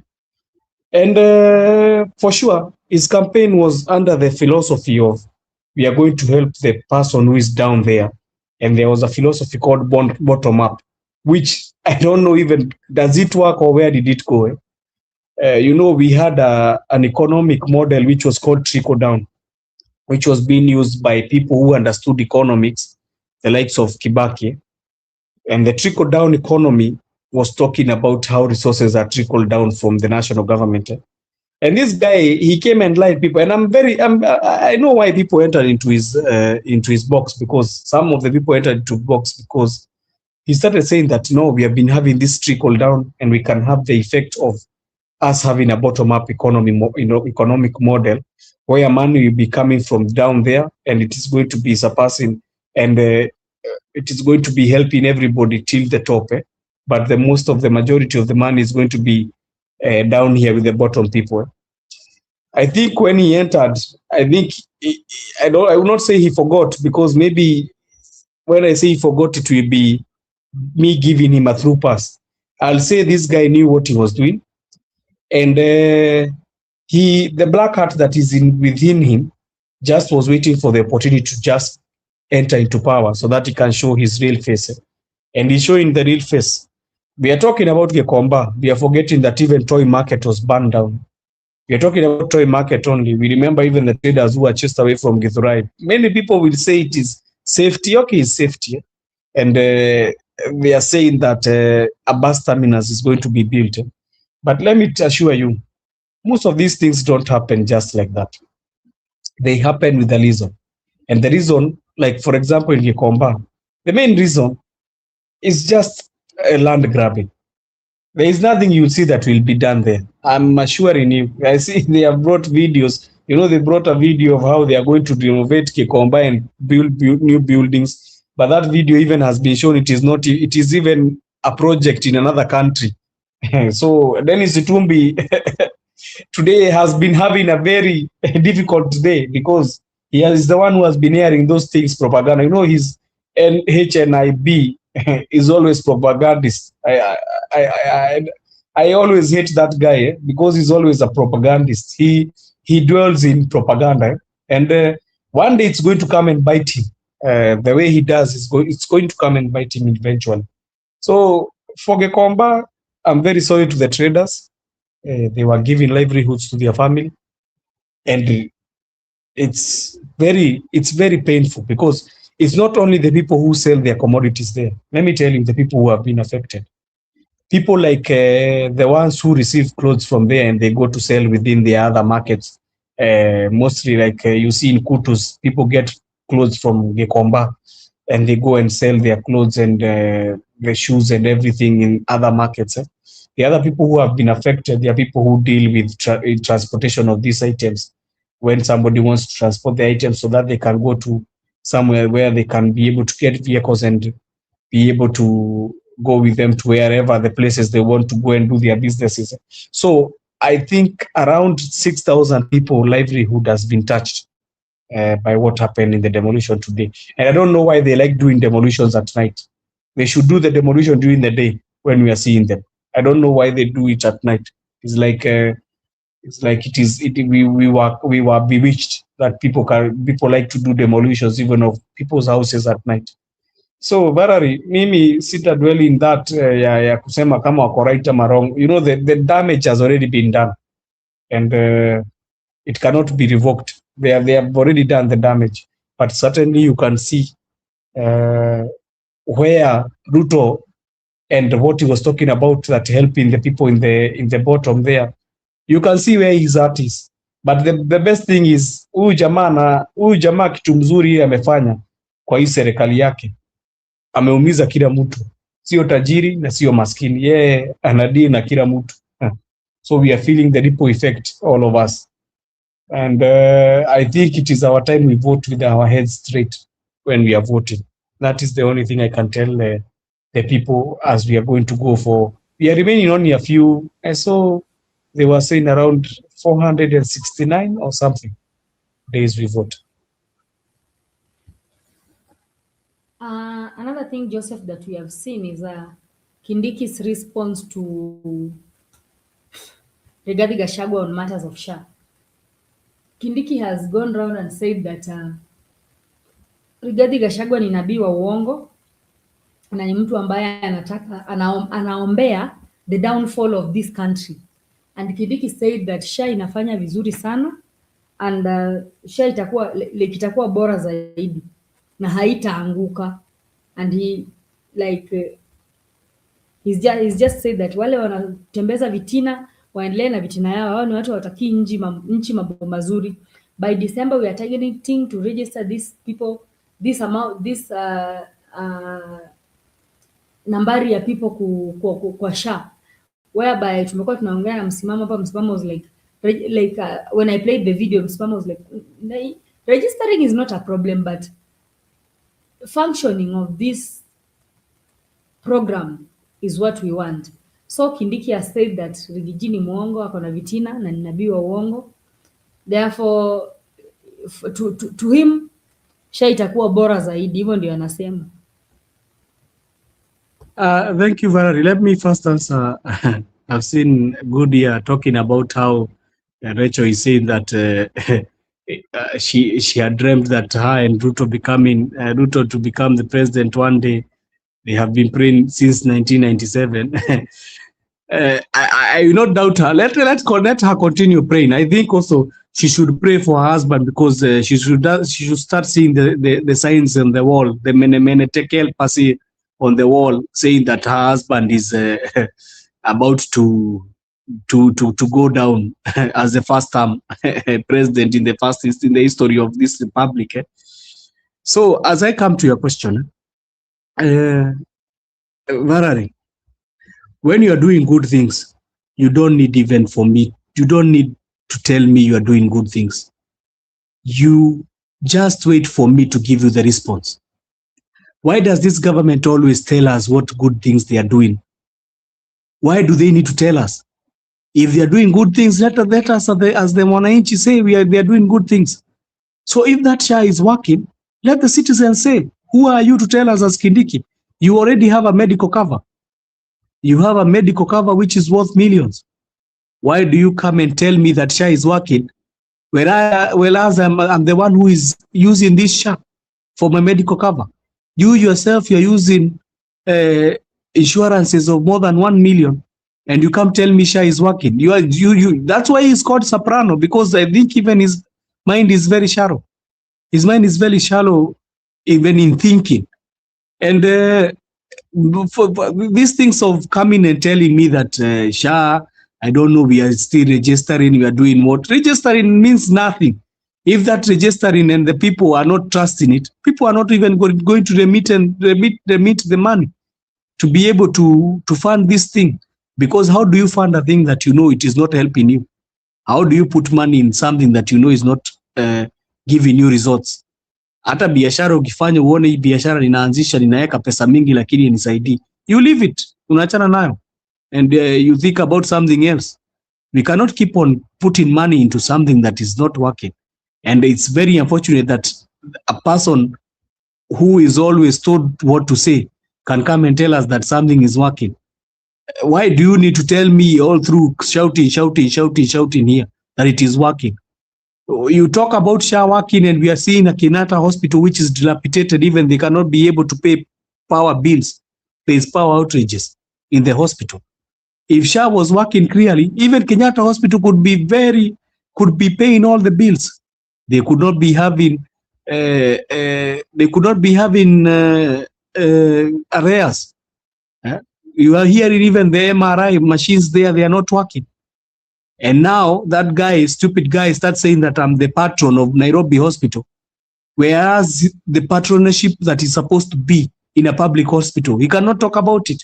He's talking about a private hospital which people pay insurance to be in.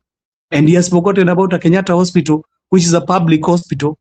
He's supposed to be the patron there, trying to fix up the things. I think, I don't know, with this government, the ideas and the things that they are supposed to be planning for, they plan for the things that we don't want. They plan for things that are not important to Kenyans.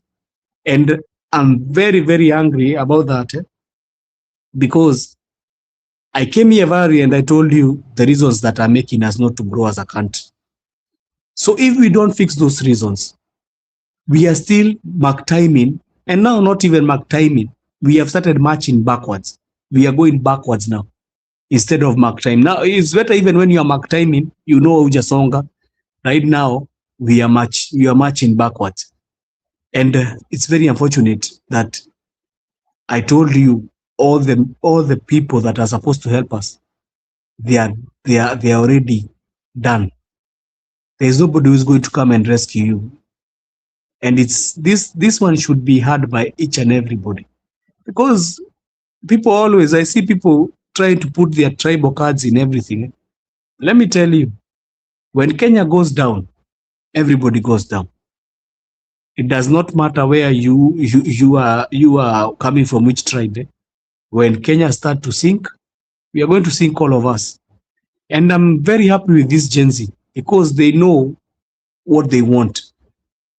They know what they need.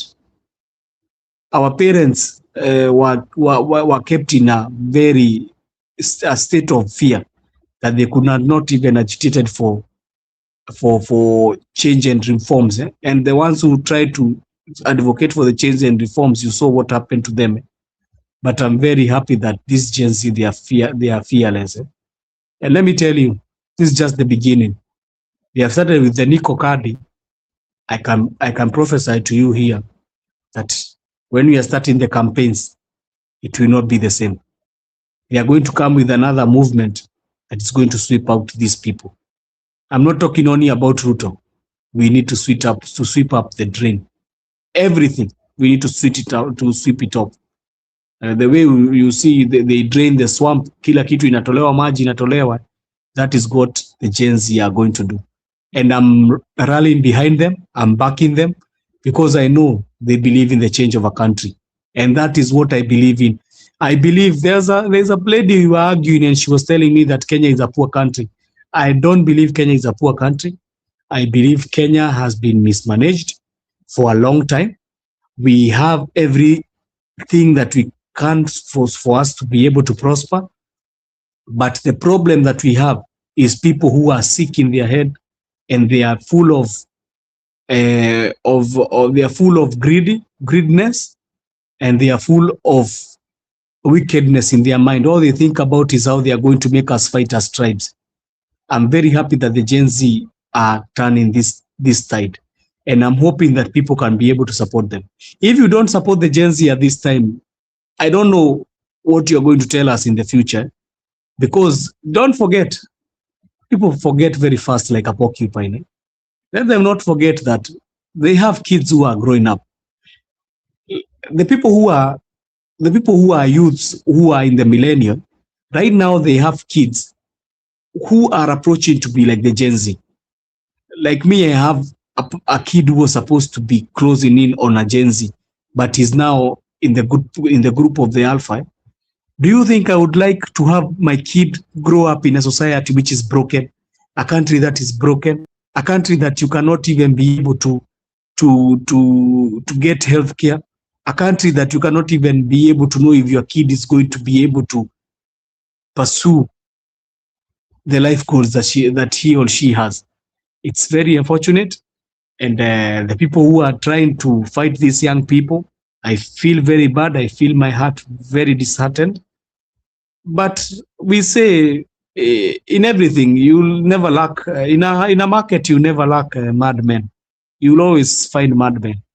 So Barari, don't worry, hata kwa hii soko tuko na watu wazimu na lazima watajaribu tu kupiga hawa vijana wadogo ambao hata hawa vijana hakuna kitu kingine wako nayo, ni mawazo yao tu, their own thinking, and they have only a handkerchief and a bottle of water and hoping for a revolution that can be able to change their lives. They are not agency, hata wana mambo mingi, hawataki hata mambo ati tunataka tukue kwa power ama tukue hiyo power. Unasikiaga ule jamaa fulani puzi sana akisema ati yeye ni Gen Z akisema power. These guys, they are not even after all that shenanigans. They want good governance. They want a place where they can be able to work. They want a place where even if it is self-employment, they can be able to do their self-employment in peace. They want a place where they can be able even to get jobs. They want a place where they can be able even to express their freedom freely. A place where they cannot be abducted of anyhowly.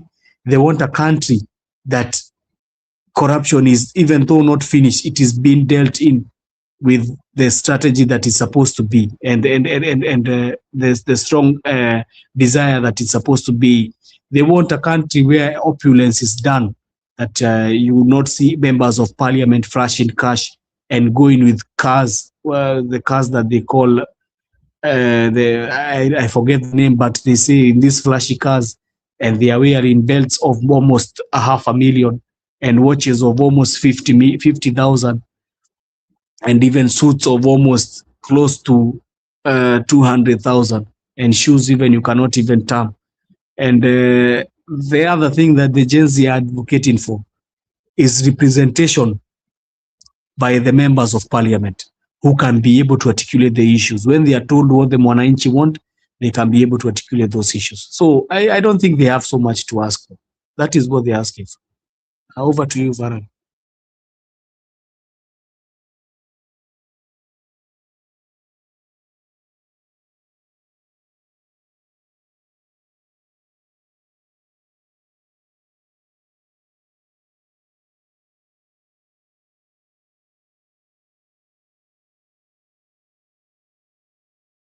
Yeah, good. Yeah, I can see your comment there about the Gen Z. Yeah, we need to vote everybody, but you know, I've told you they have never been in a market. You must find some crazy people like the likes of Akina Makaure.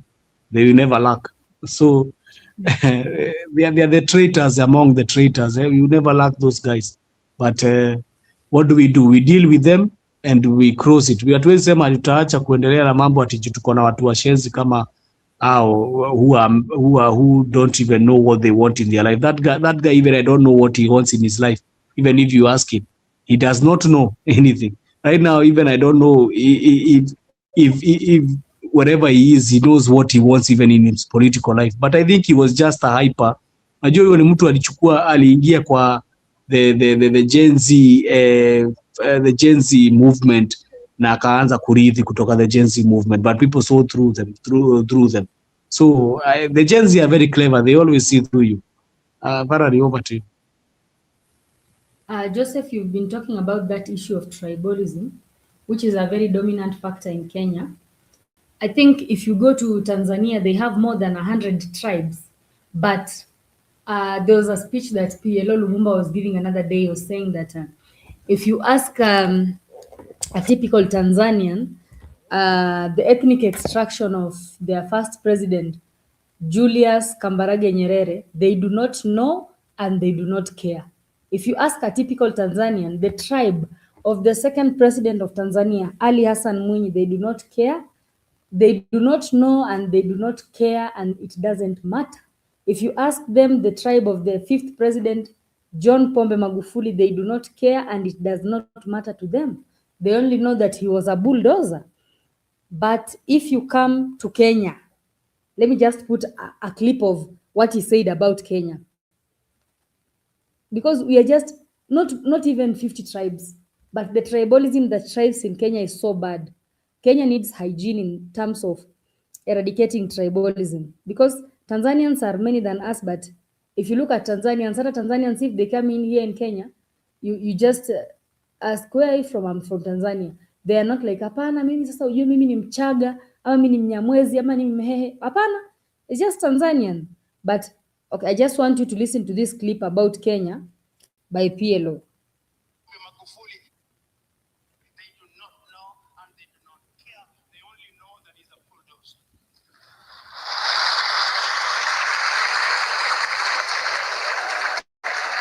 But you go to my country, Kenya, God save my country.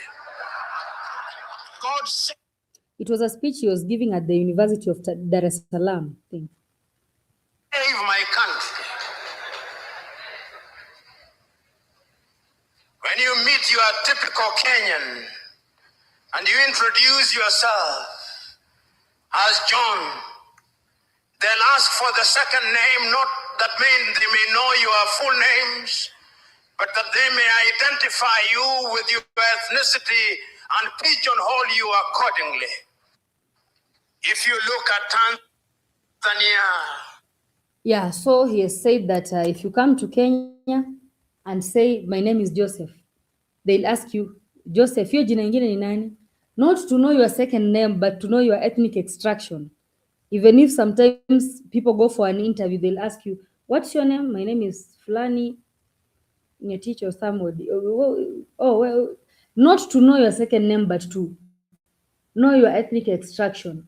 And I think he continued with the speech and said that if you go to Kenya, you'll hear that they'll tell you that the first president of Kenya was Jomo Kenyatta and he was of Kikuyu extraction.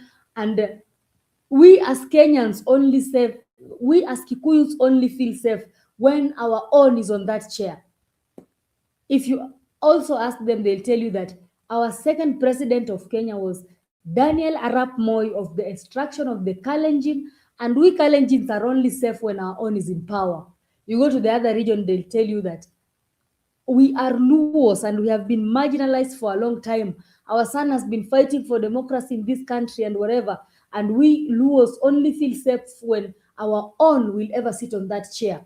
If you go to Western Kenya, they'll say that we have also been marginalized. We've just been kusindikiza wengine in government, but We will only feel safe as Luyas if our own is sitting on that chair. You can see the difference between Kenya and Tanzania. There are so many tribes in Tanzania, but us even as Kenyans hatujui Mwalimu Julius Nyerere alikuwa tribe gani, hatujui Magufuli alikuwa tribe gani. But when you come to Kenya, PLO said, Lord save my country Kenya. Hope umesikia hayo Joseph. Yeah, thank you. I think it is a very big problem. I will not lie to you. I think most of us, in one time or one place, we have become tribal.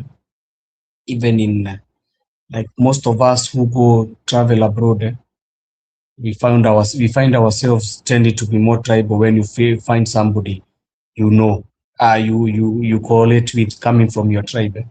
I think that this is something that the seed was sown in Kenya.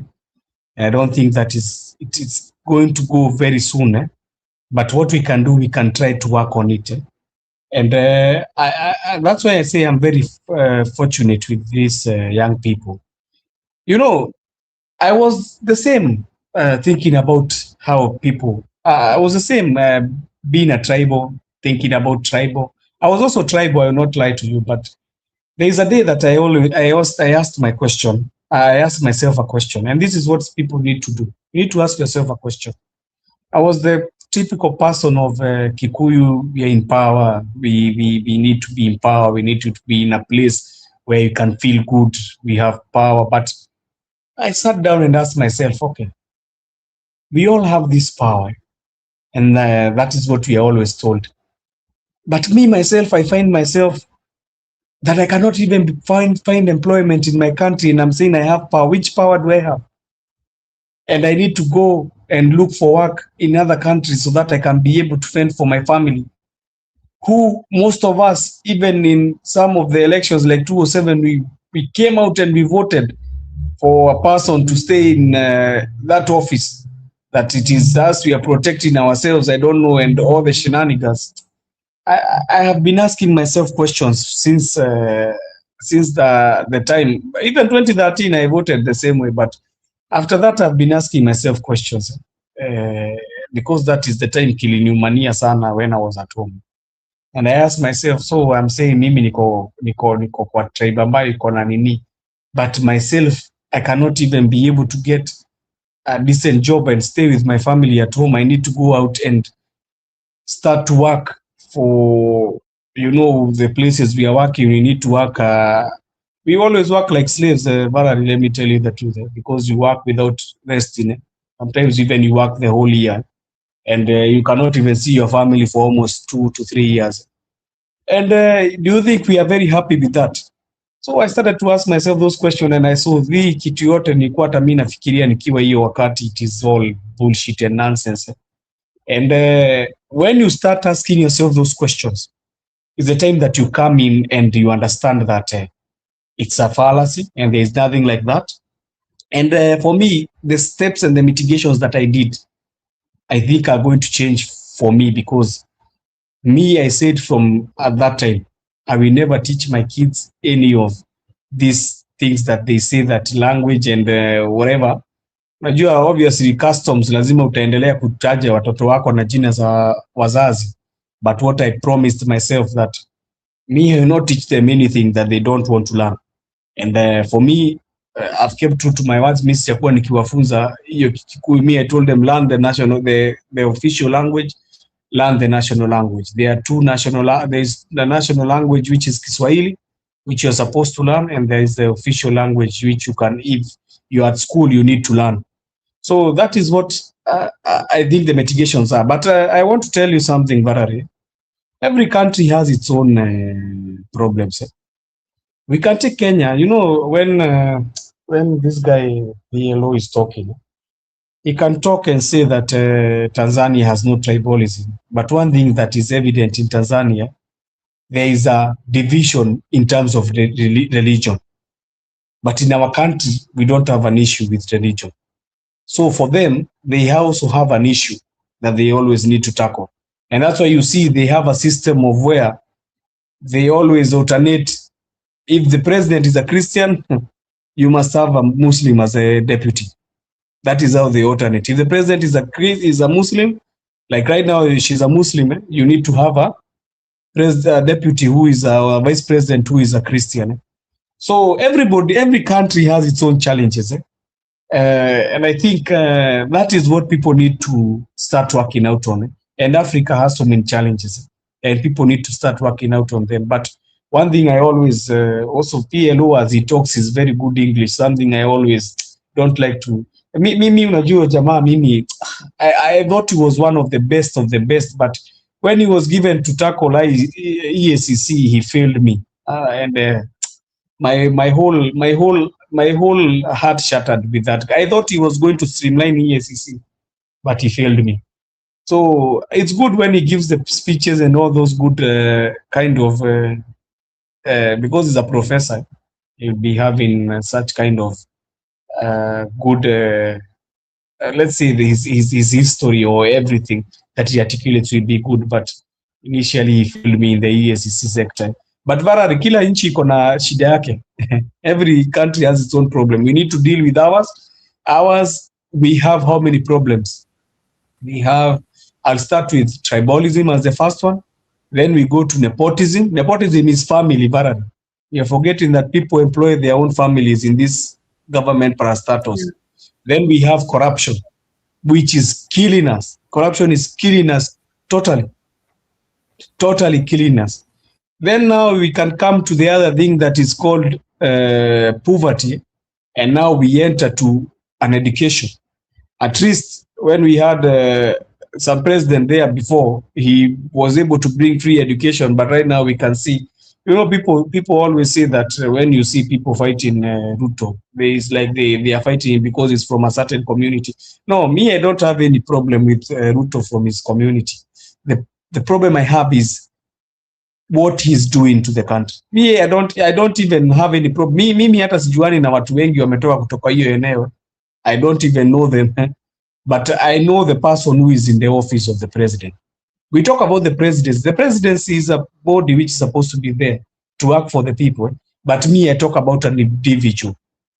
And that's why I respect the presidency. But the person who is in the presidency office right now, you cannot be able to respect him because of all the things that he's doing to this country. It's very bad. And this is not about tribalism. And if people think this is about tribalism, I think we are not changing.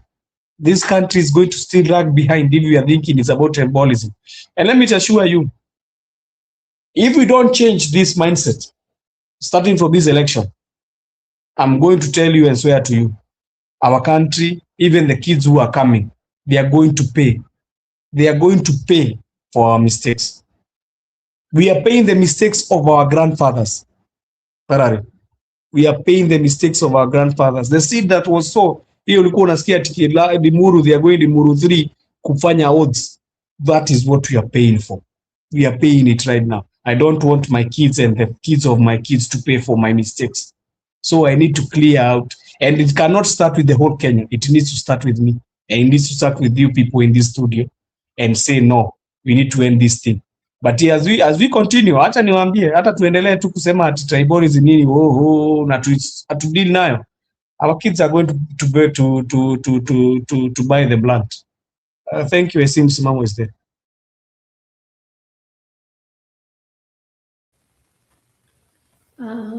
Thank you, Joseph. So tunaambia members wetu mambo na tribalism. We've been talking about that thing for a very long time, and we are the ones who are supposed to start and act up and ban this devil, or this, let me say, this devil of tribalism. Simamo, I can see you in studio, you're back. We've been talking about this thing of tribalism. What's your take on it? Msimamo, are you there?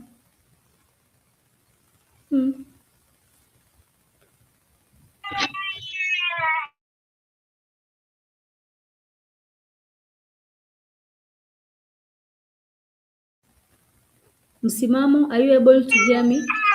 Ya, nipo, lakini kuna shangazi yako hapa naona ameamka anaanza kuleta tafsha. So unajaribu kuzima mic at least isije kuleta tafsha tafurani hapa. but bila shaka wameweza kumshughulikia, so niko hapa labda haswa kama kuna swali na hoja nichangie, lakini yote 9 wacha Joseph wapokee zangu kwanza, kisha kama kuna swali utaniuliza.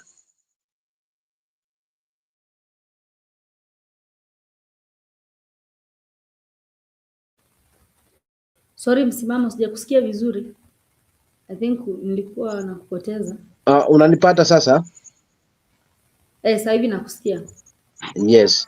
Kwanza Joseph apokee zangu, ndugu yangu hapa mbavuni, lakini vile vile nilikuwa mbali kidogo, kwa hivyo sikuwa napata baadhi ya mambo kidogo, nilikuwa sija settle. Sasa ndio nime settle, labda pengine unaweza niuliza kama ni swali ama hoja niweze kuchangia kidogo, maana ndio nimetulia sasa.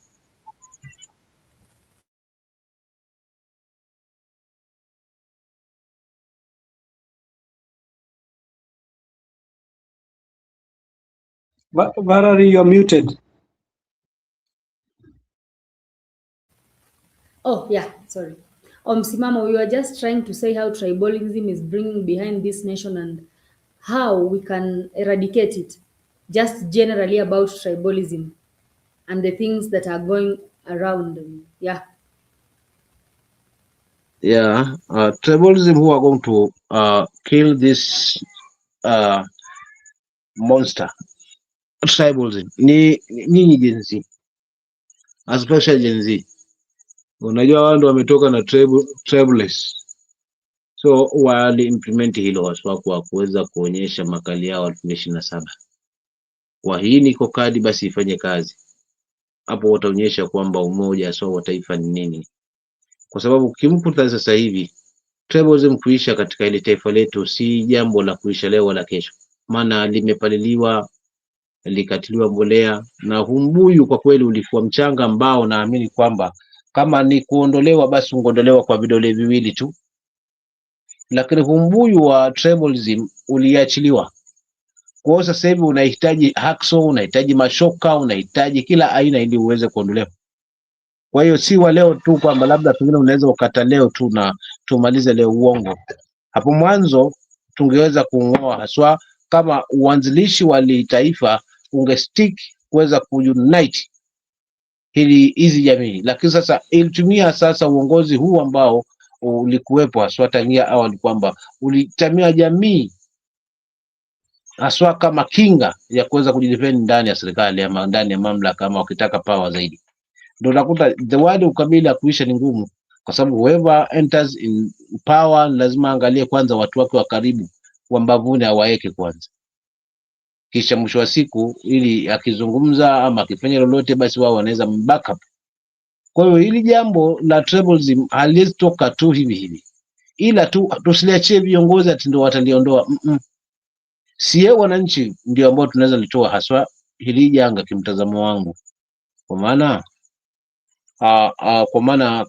kwa maana nafasi hiyo, maana kwa maana hatima ya hili taifa liko mikononi mwetu. Nguvu hiyo tumepewa kikatiba, kama tutaweza kuonyesha haswa kwa kuweza kuona kwamba tunahitaji uongozi wala hatuhitaji power. Tunahitaji uongozi thabiti, uongozi ambao utaleta inclusivity na kadhalika, na mambo ambayo yanatija katika hili taifa. So hii hali inaletwa na kuipigania mageuzi. Kwa hiyo tukipigania haya mageuzi na tukuleta mfumo ama tubadilisha mfumo mzima huu sisi, basi hakuna kabila ambaye atahisi kwamba limeachwa nje. Lakini kama tutakwenda katika ungome na kutegemea jamii zetu kwamba we are the majority, bila sisi si chochote, bila nyinyi, hii ndio kitu ambayo inazidi kupalilia haswa, au viongozi kutamka matamshi kwamba tunatetea jamii zetu. No, wacha iwe kutetea taifa badala ya kwamba tunatetea jamii, kwa sababu kuna muhimu wake pia ya jamii zingine kuhusishwa. Kwa hivyo mimi nitaachia hapo kwamba hili la tribalism si kitu tu cha kulala kuamka tu, kwa sababu mbuyu huu uliachiliwa, sasa umekomaa, unahitaji hacksaw, mashoka na kadhalika ili uweze kuondolewa. Pale mwanzo Nyerere aliweza haswa kwa sababu aliuondoa ukiwa bado ni mdogo, kwa alitumia tu vidole viwili kuweza kuung'oa. Ndio maana kule kwao hutasikia wanasema jamii sisi ya Wanyamwezi tunatendwa hivi, jamii sisi ya Wahiao tunafanywa hivi. waasisi wa Zaramu, basi tunafanya hivyo, hutasikia hilo Tanzania, kwa sababu mbuyu huu ulikuwa mchanga na Nyerere aliung'oa kwa wakati. Hapa kwetu ukapaliliwa ukaachiliwa, sasa hivi umekuwa sasa, umekuwa na kivuli, umekuwa tafash, uondoa unahitaji kazi kubwa. Kwa hiyo mimi nitaachia pale, asante.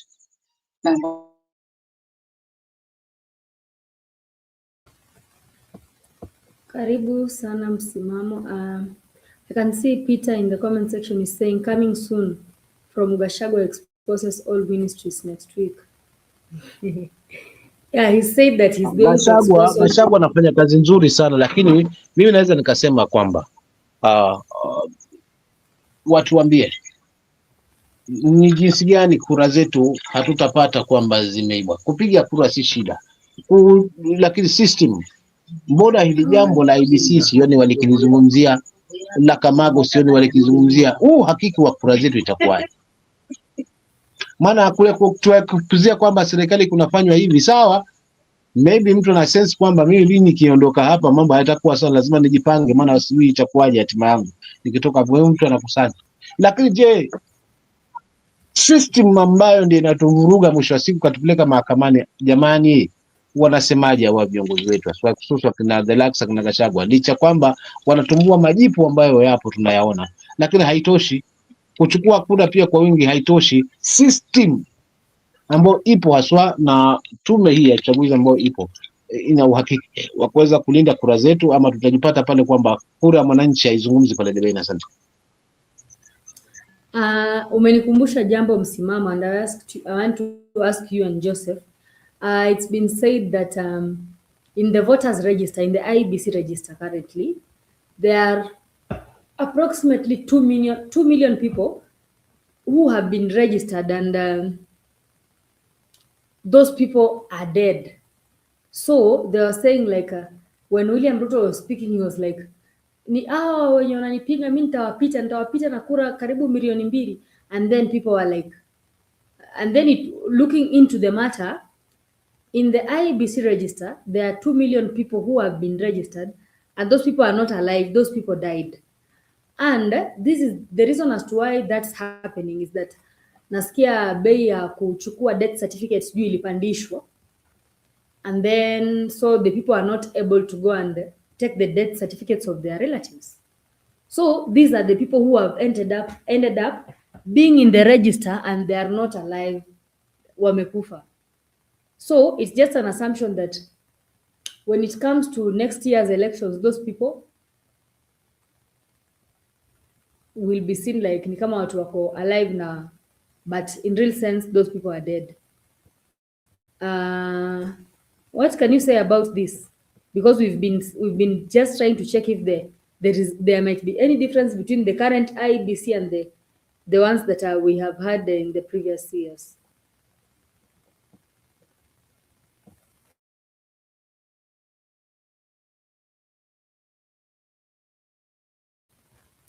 Joseph na Msimamo, ama mmetoka studio? Pole, nilikuwa nimepotea kidogo. Sorry. You can repeat your question. Sorry, I had gone a bit.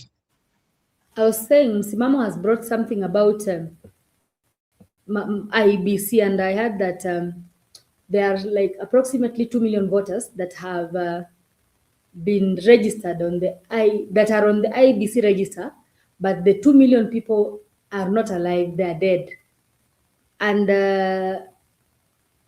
Ruto said the other day that he'll beat his competitors with like 2 million votes. So people are trying to approximate between what has been found in the IBC, hao watu milioni 2 ambao walikufa lakini wangali kwa register, which is being caused by the rise in ninio ya kwenda kuchukua hiyo death certificate. Bei ilipanda ya kwenda kuchukua hizo death certificate, so some of the relatives cannot afford.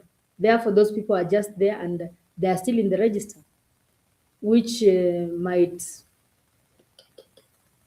bring some effect or confusion in the 2027 elections. So what's your take on that, in that we've been trying to compare the current IBC and the previous ones? Thank you. it's very unfortunate that we are heading to that direction. And you know, when IEBC, the commissioners were taken to the offices, the first thing that they were supposed to do is to clear the IEBC register for the people who are deceased and the people who now wanted to start to become new voters. And let me say categorical. I've been talking here categorically and saying, if there is a time that IEBC needs to be very careful, it is this time, because they are dealing in an era where it is very, very dangerous. You know, in 2007, we saw what happened. But in 2007, mostly, I will not say that the technology in the country had grown to that kind of like the one we see right now, with all the social media and all everything. I think even 2007, the only social media platforms that were there were maybe more so the Facebook, which was being used a lot, and I think YouTube. But right now we have social media platforms where even people like right now, we can be able here to come and air our views. And it's going to be a very difficult time for, if they are going to try to do what they did in 2007, I'm telling you, it's going to be a nightmare for them. And if they want to make this country burn, is them trying to play with the 2027 election. And this is not for anybody else. This is targeted for IEBC. They are supposed to give Kenyans a free and fair election. That is their mandate. We are not supposed to tell them to plead with them or to tell them we are telling you, please. This is a must, supposed to be a must for them. They need to give us a credible election and a free and fair one. But I know I'm going to just come here and just yap my mouth saying that. But I'm telling you for sure, Varane, if we are going to fumble with that election of 2027, it's going to be a very dark time for the country. I'm not coming here to spread any war or war mongering, but I can tell you with what the people in the ground they are feeling, if we just try to fumble with that election, it will be a very, very difficult time for them.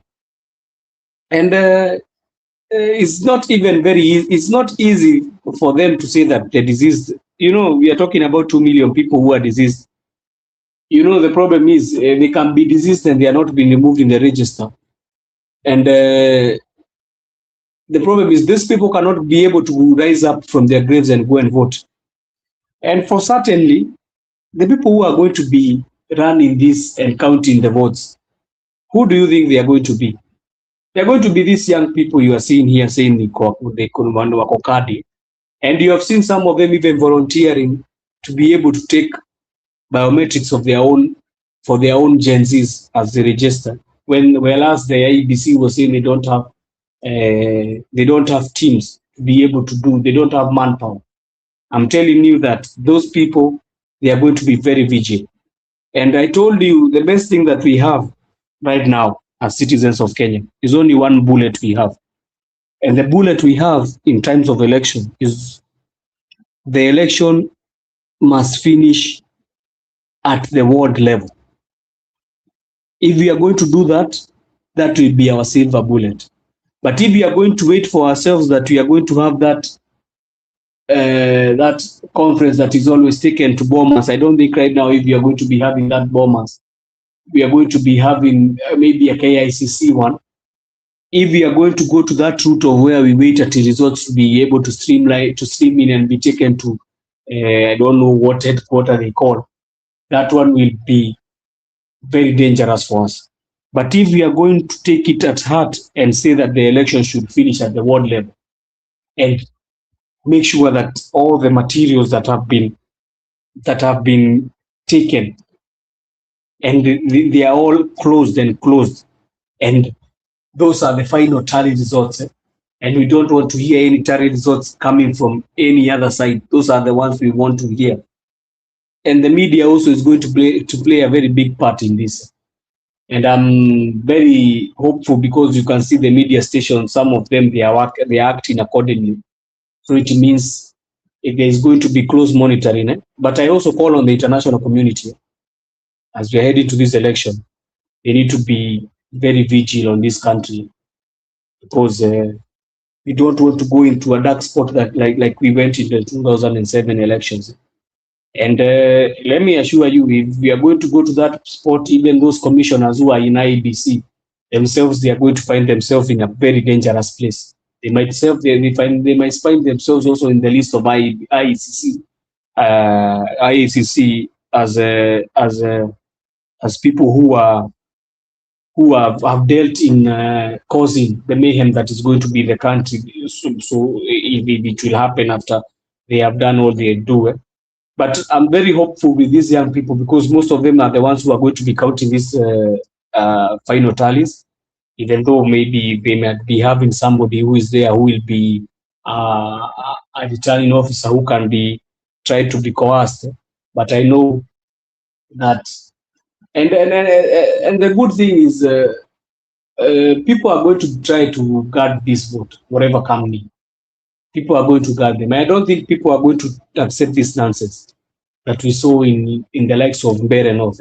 I don't think people are going to accept that nonsense in these elections. And the best thing that is going to help, one thing that I always concur with what Gachagua says is it's going to be an election where you have how many people do we elect? The president, senator, member of parliament, women representative, and the MCA. So we always have 5 ballots. And those 5 ballots, we have people who are contesting for all those 5 ballots.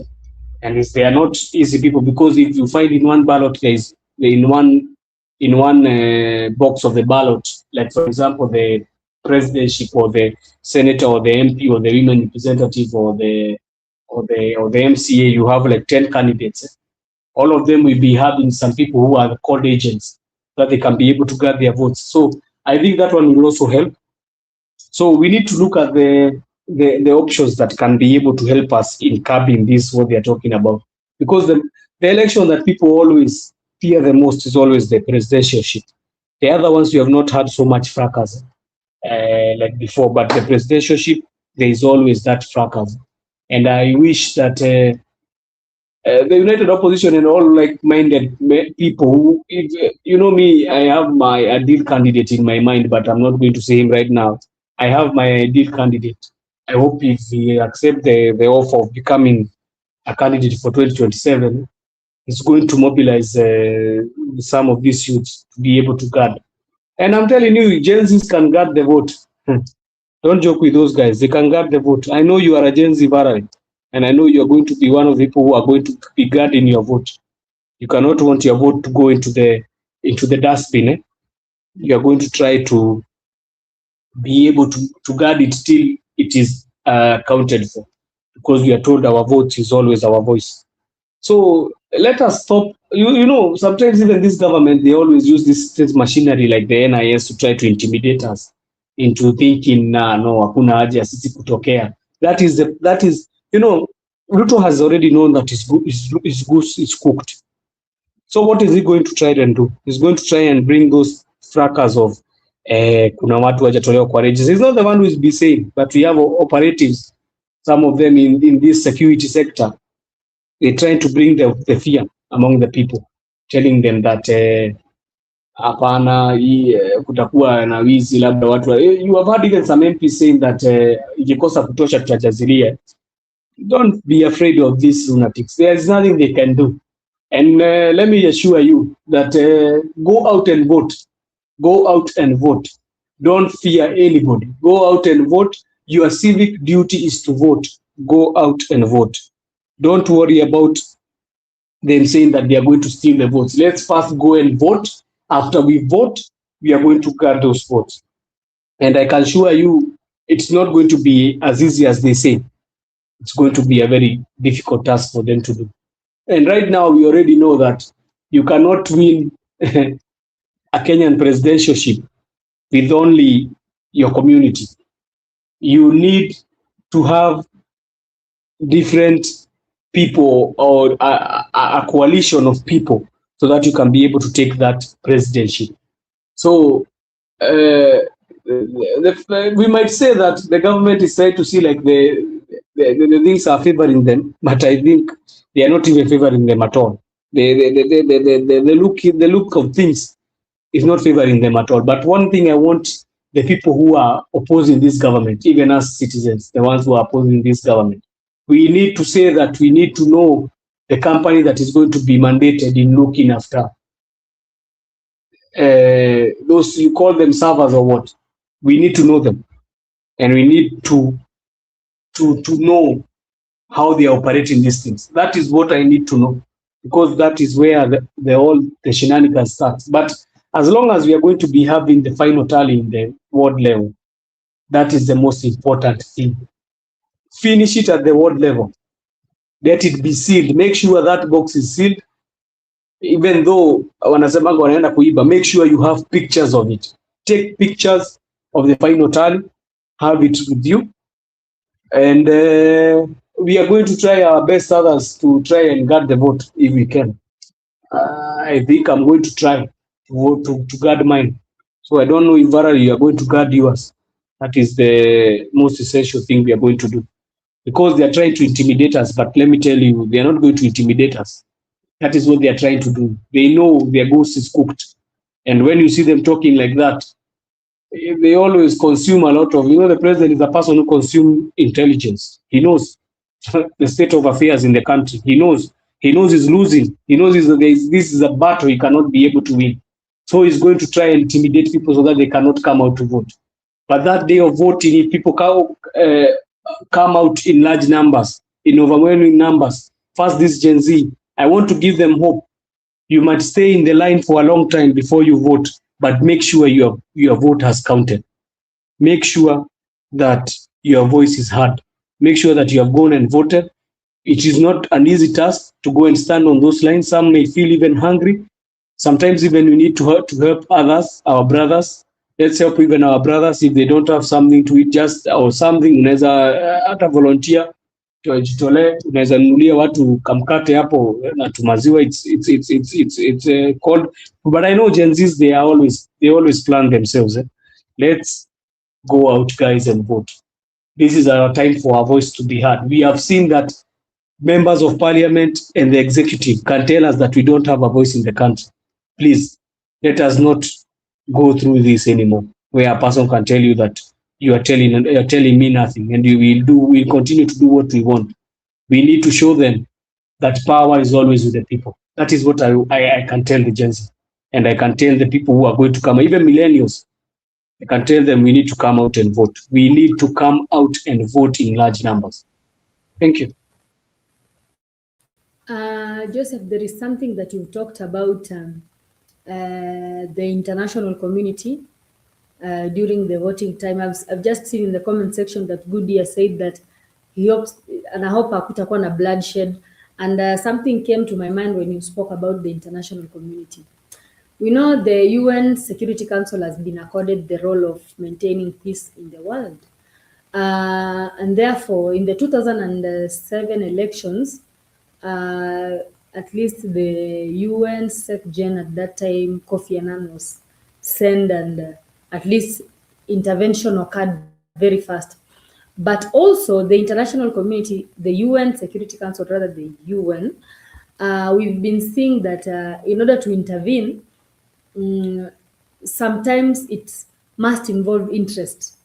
They see there's not something that is of interest in your country, they want to intervene very fast. Watangoja watu wakufe ndio baadaye wakuja wa intervene. I remember when doing a research on something like the Rwanda genocide, the Hutu and Tutsi. The matter wasn't intervened haraka because they knew that Rwanda, there was no interest in Rwanda, or rather there was no something that could benefit them haraka kama venye wanaweza kimbia wa intervene into matters of South Sudan because they know oil is there. And I don't know what's your take on this, because the permanent members of the Security Council, which one of them is the US, They always go and intervene and help when there is a specific interest in a place that they want to help or intervene. So I just hope that in case of anything, we are not praying for anything bad, but in case of anything, hope they'll intervene faster without looking at a interest or anything that will benefit them. Yeah.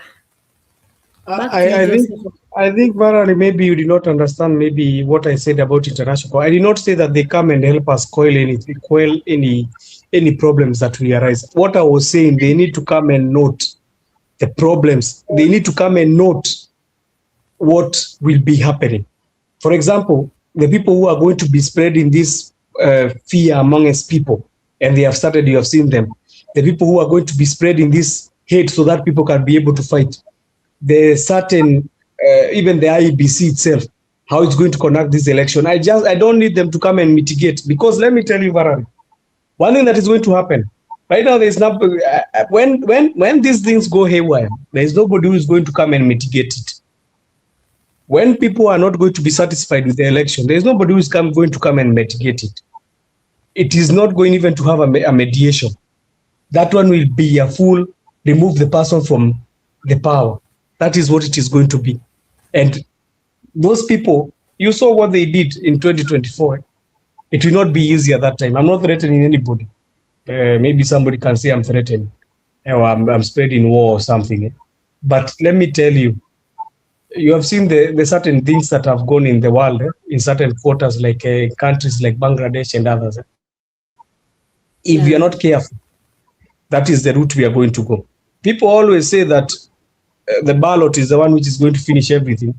They forget that revolutions are even dangerous than the ballot. Revolutions are very dangerous than even the ballot. And that's why I tell you, international community, what they can do, I want them just to monitor and take the notes and take the necessary actions, that if anybody is going to try to disrupt these elections, they are going to be taken in. And this time around, they don't forgive anybody. They need to pay for that. That is why I'm calling on international community. When I mean the courts like ICC. That is what I'm calling for, because they need to come and do their own observation in the country when we are having these elections. And you know, Kenya is always a strategic partner and a strategic point in Africa, that when we have issues, they always affect so many people, Varari, you know. When we have issues, they affect even the East African community, starting with Tanzania. Tanzania is always affected. Then you go to Uganda, you always go to Rwanda, it goes to Burundi, it goes even to the DRC, as far as DRC. And up here, it goes to Ethiopia. Because right now, the situation in these certain countries like Ethiopia is not very fertile, it's very futile, and you can see even them, these like they are about to enter into a second phase of a civil war. So you see, Kenya is the one who helps in hosting these people as refugee camps. You know them, like the Kakuma and all of you, and countries like South Sudan. So if Kenya has an issue, it's like when Kenya catches a cold. You know, they always say when US catches a cold, everybody starts to sneeze. That is what they say. But me, I'm going to say, if Kenya catches a cold, the East African members, they start to cough, because it is a strategic point in Africa. And that is what I can say about international community. All I want is, I don't want to meet their mitigation and mediation. I just want them to take the keen observation in the elections of the country, so that they can take their notes. If somebody is going to try and steal or do anything to the voting, they need to be held accountable and full accountable for everything that they are going to do. So those are the things I can see.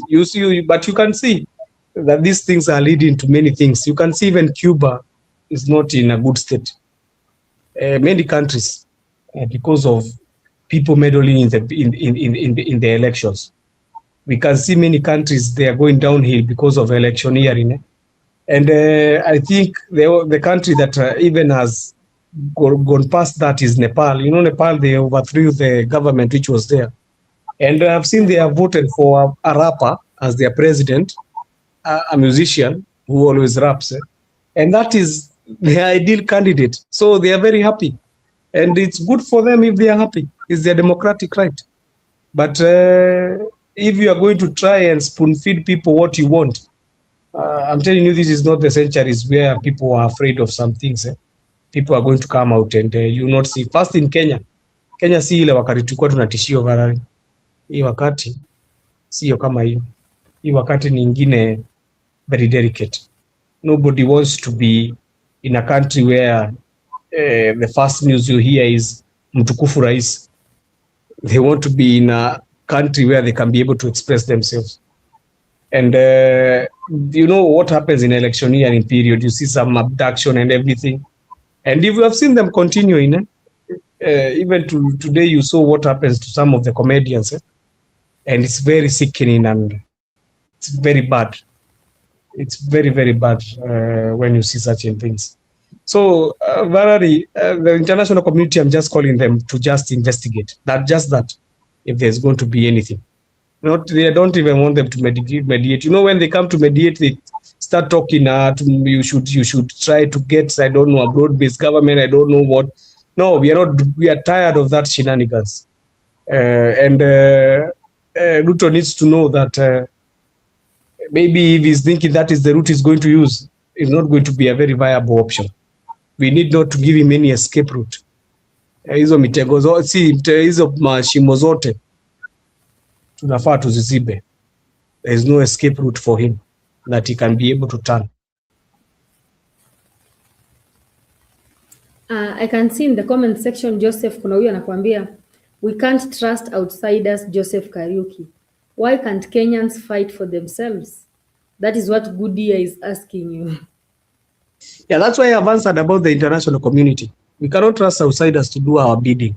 But what we can do with them, we can ask for them help so that they can investigate in terms of either crashes or something. I'm praying that there will be no such as we were praying here. But if Shove come, what do they say? Help me, Valerie. If Shove come to Kizungu Kimombo ni ngumu sana. What do they say? If Shove come to Shove, or what do they say?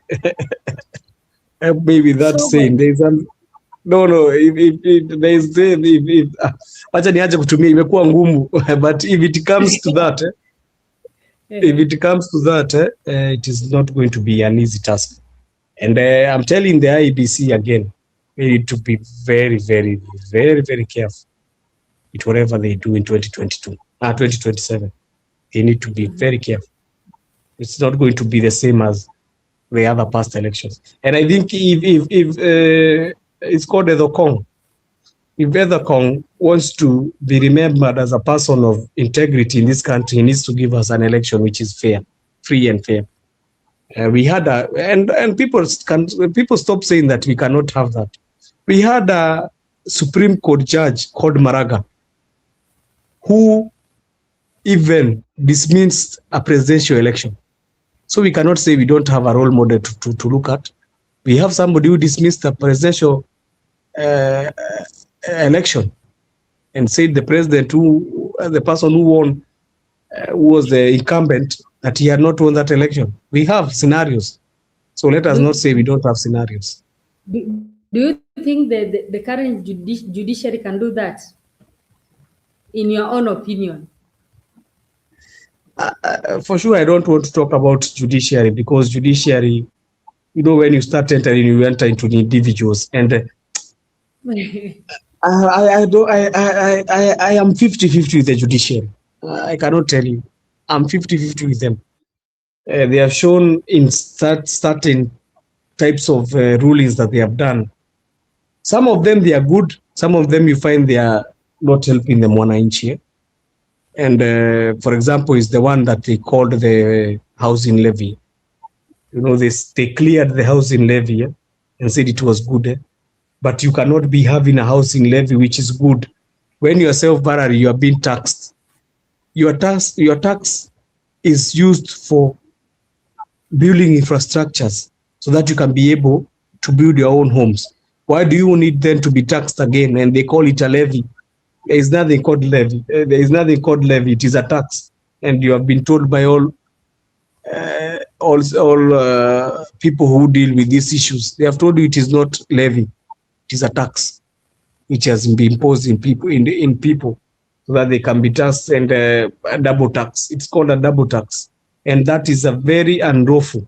But you saw the court just ruled on it and said it is okay. And not only that ruling, they have had multiple rulings, even the one we are calling the infrastructure, what do we call the infrastructure fund, which I really see like it's a double taxation, because how will you have an infrastructure fund and we also have a road levy which is supposed to build roads. We also have a railway levy which is supposed to be able to build railways. We also have so much taxes that we are being taxed in the income and everything, and you still added another tax which is called, I don't know, you are still told that we need to remove money for infrastructure. And even to remove money for infrastructure fund is not the main issue. I told you just yesterday, loans are not bad, but it depends with who utilizes them. That is the major issue. So the infrastructure fund is not bad, but who is utilizing it? Have we seen him utilizing the funds that we have given him in the right direction? Or what have we seen? So that is the major issue of concern. So in Supreme Court, I just say I cannot give them full 100%. I'm 50-50 with them, because sometimes they become partisan in their ruling, and you have seen it. Some of the rulings you find them, they are partisan, and even the wordings that were used in the last Supreme Court hearing, they were not even pleasant. Where you had a person saying that it's cold air, it's a wild goose chase. Those are not words which are supposed to be used by Supreme Court judges. I think it was a very far-fetched. I would also call them, I also say their ruling was far-fetched, because you cannot be, but I don't want to enter in legal terms. Naweza sikia na mimi sina lawyer, ama utakuwa lawyer wangu Varari.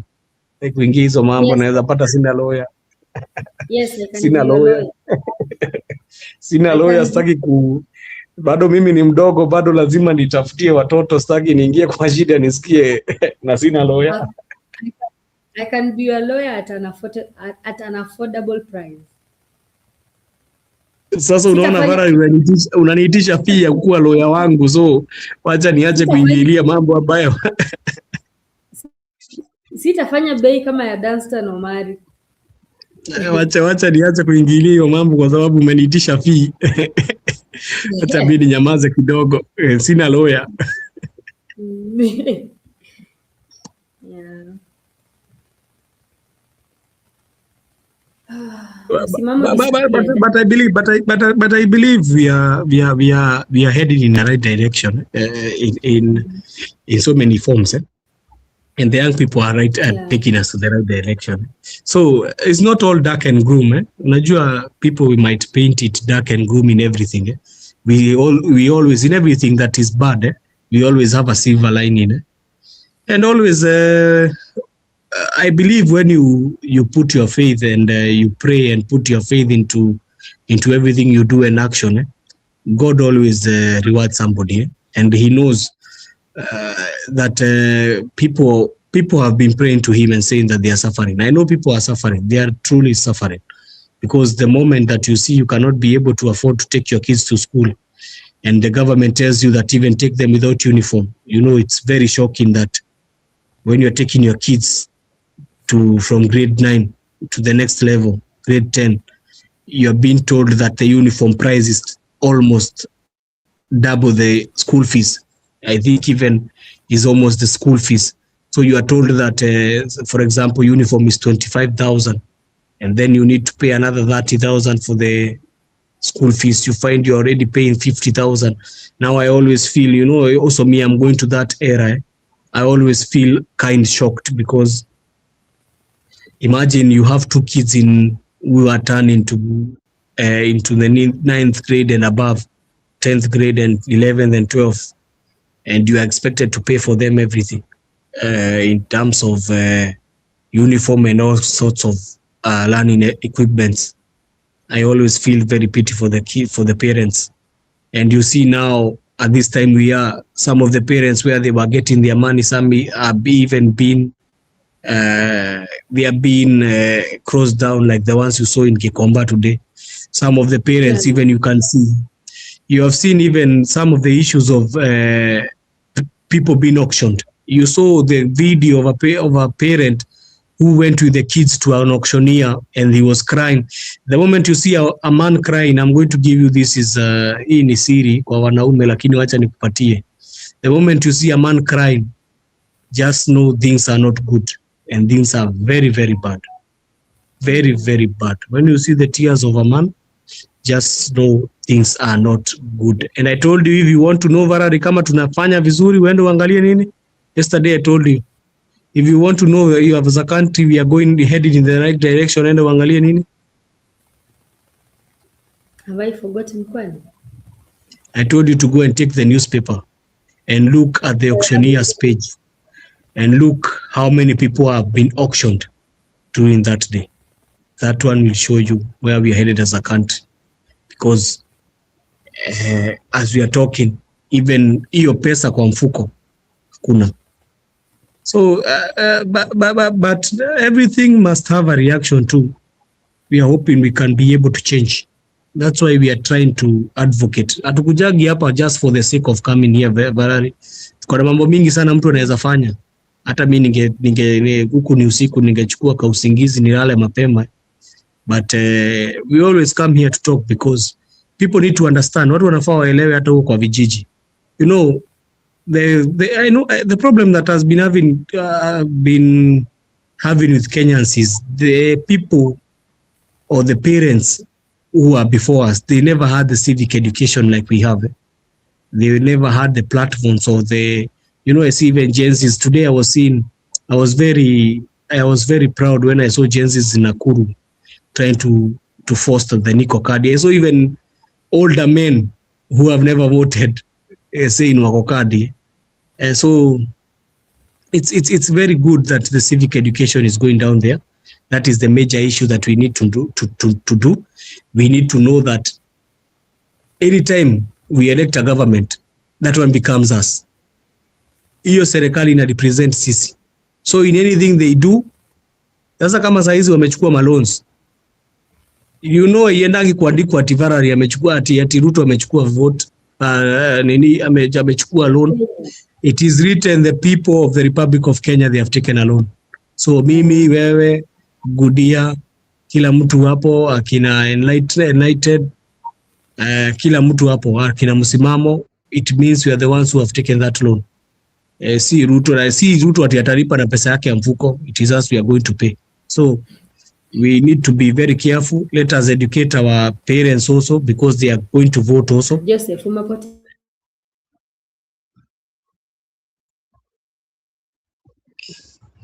Valerie, can you hear me?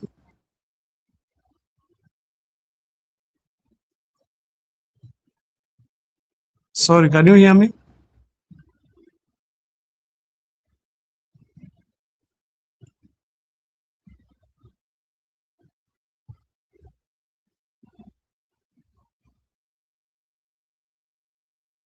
Sorry, I don't think, I think my internet problem or what?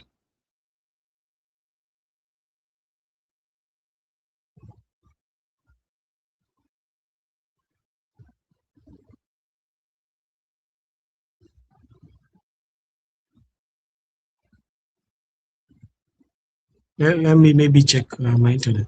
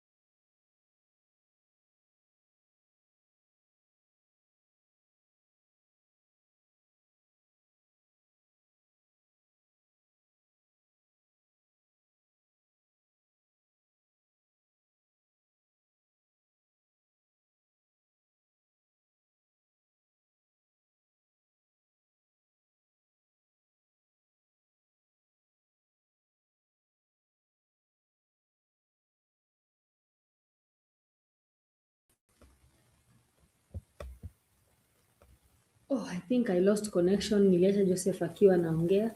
Sijui kama sasa hivi mnanisikia.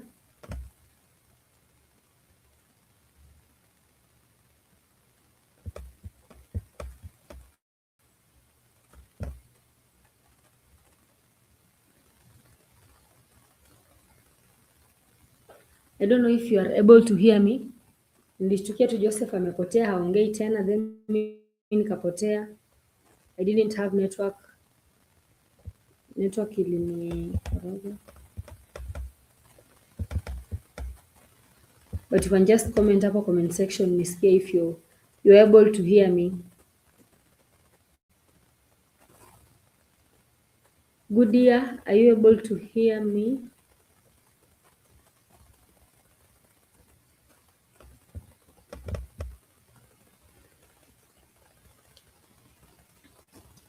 I think so far we have exhausted what we had to talk about today, and we are coming to the end of the show, but hope you've taken into consideration some of the things that we've been talking here on studio, and yeah, you just go and think about it and tufanye jukumu letu kama Wakenya. Next year tujitokeze tupige kura. Mambo ya ukabila na chuki tuweke kando, tuungane tupeleke mtu Sugoi. That's all I can say for now. But I'd like you to have a lovely night. We are going to end the stream. Tukutane kesho wakati kama huu. Asante sana kwa wote ambao walikuja wakatujoin in the show. Thank you for your contribution. Your time is not taken for granted. Yeah, as Joseph said, kama mtu angetaka kulala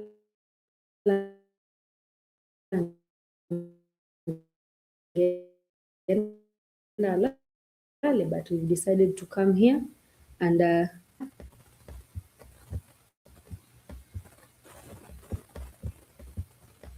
hope you've been able to hear me. Nisikuwa nilikuwa najiongelesha mimi. Yeah, so kwa hayo machache, asanteni kwa siku ya leo.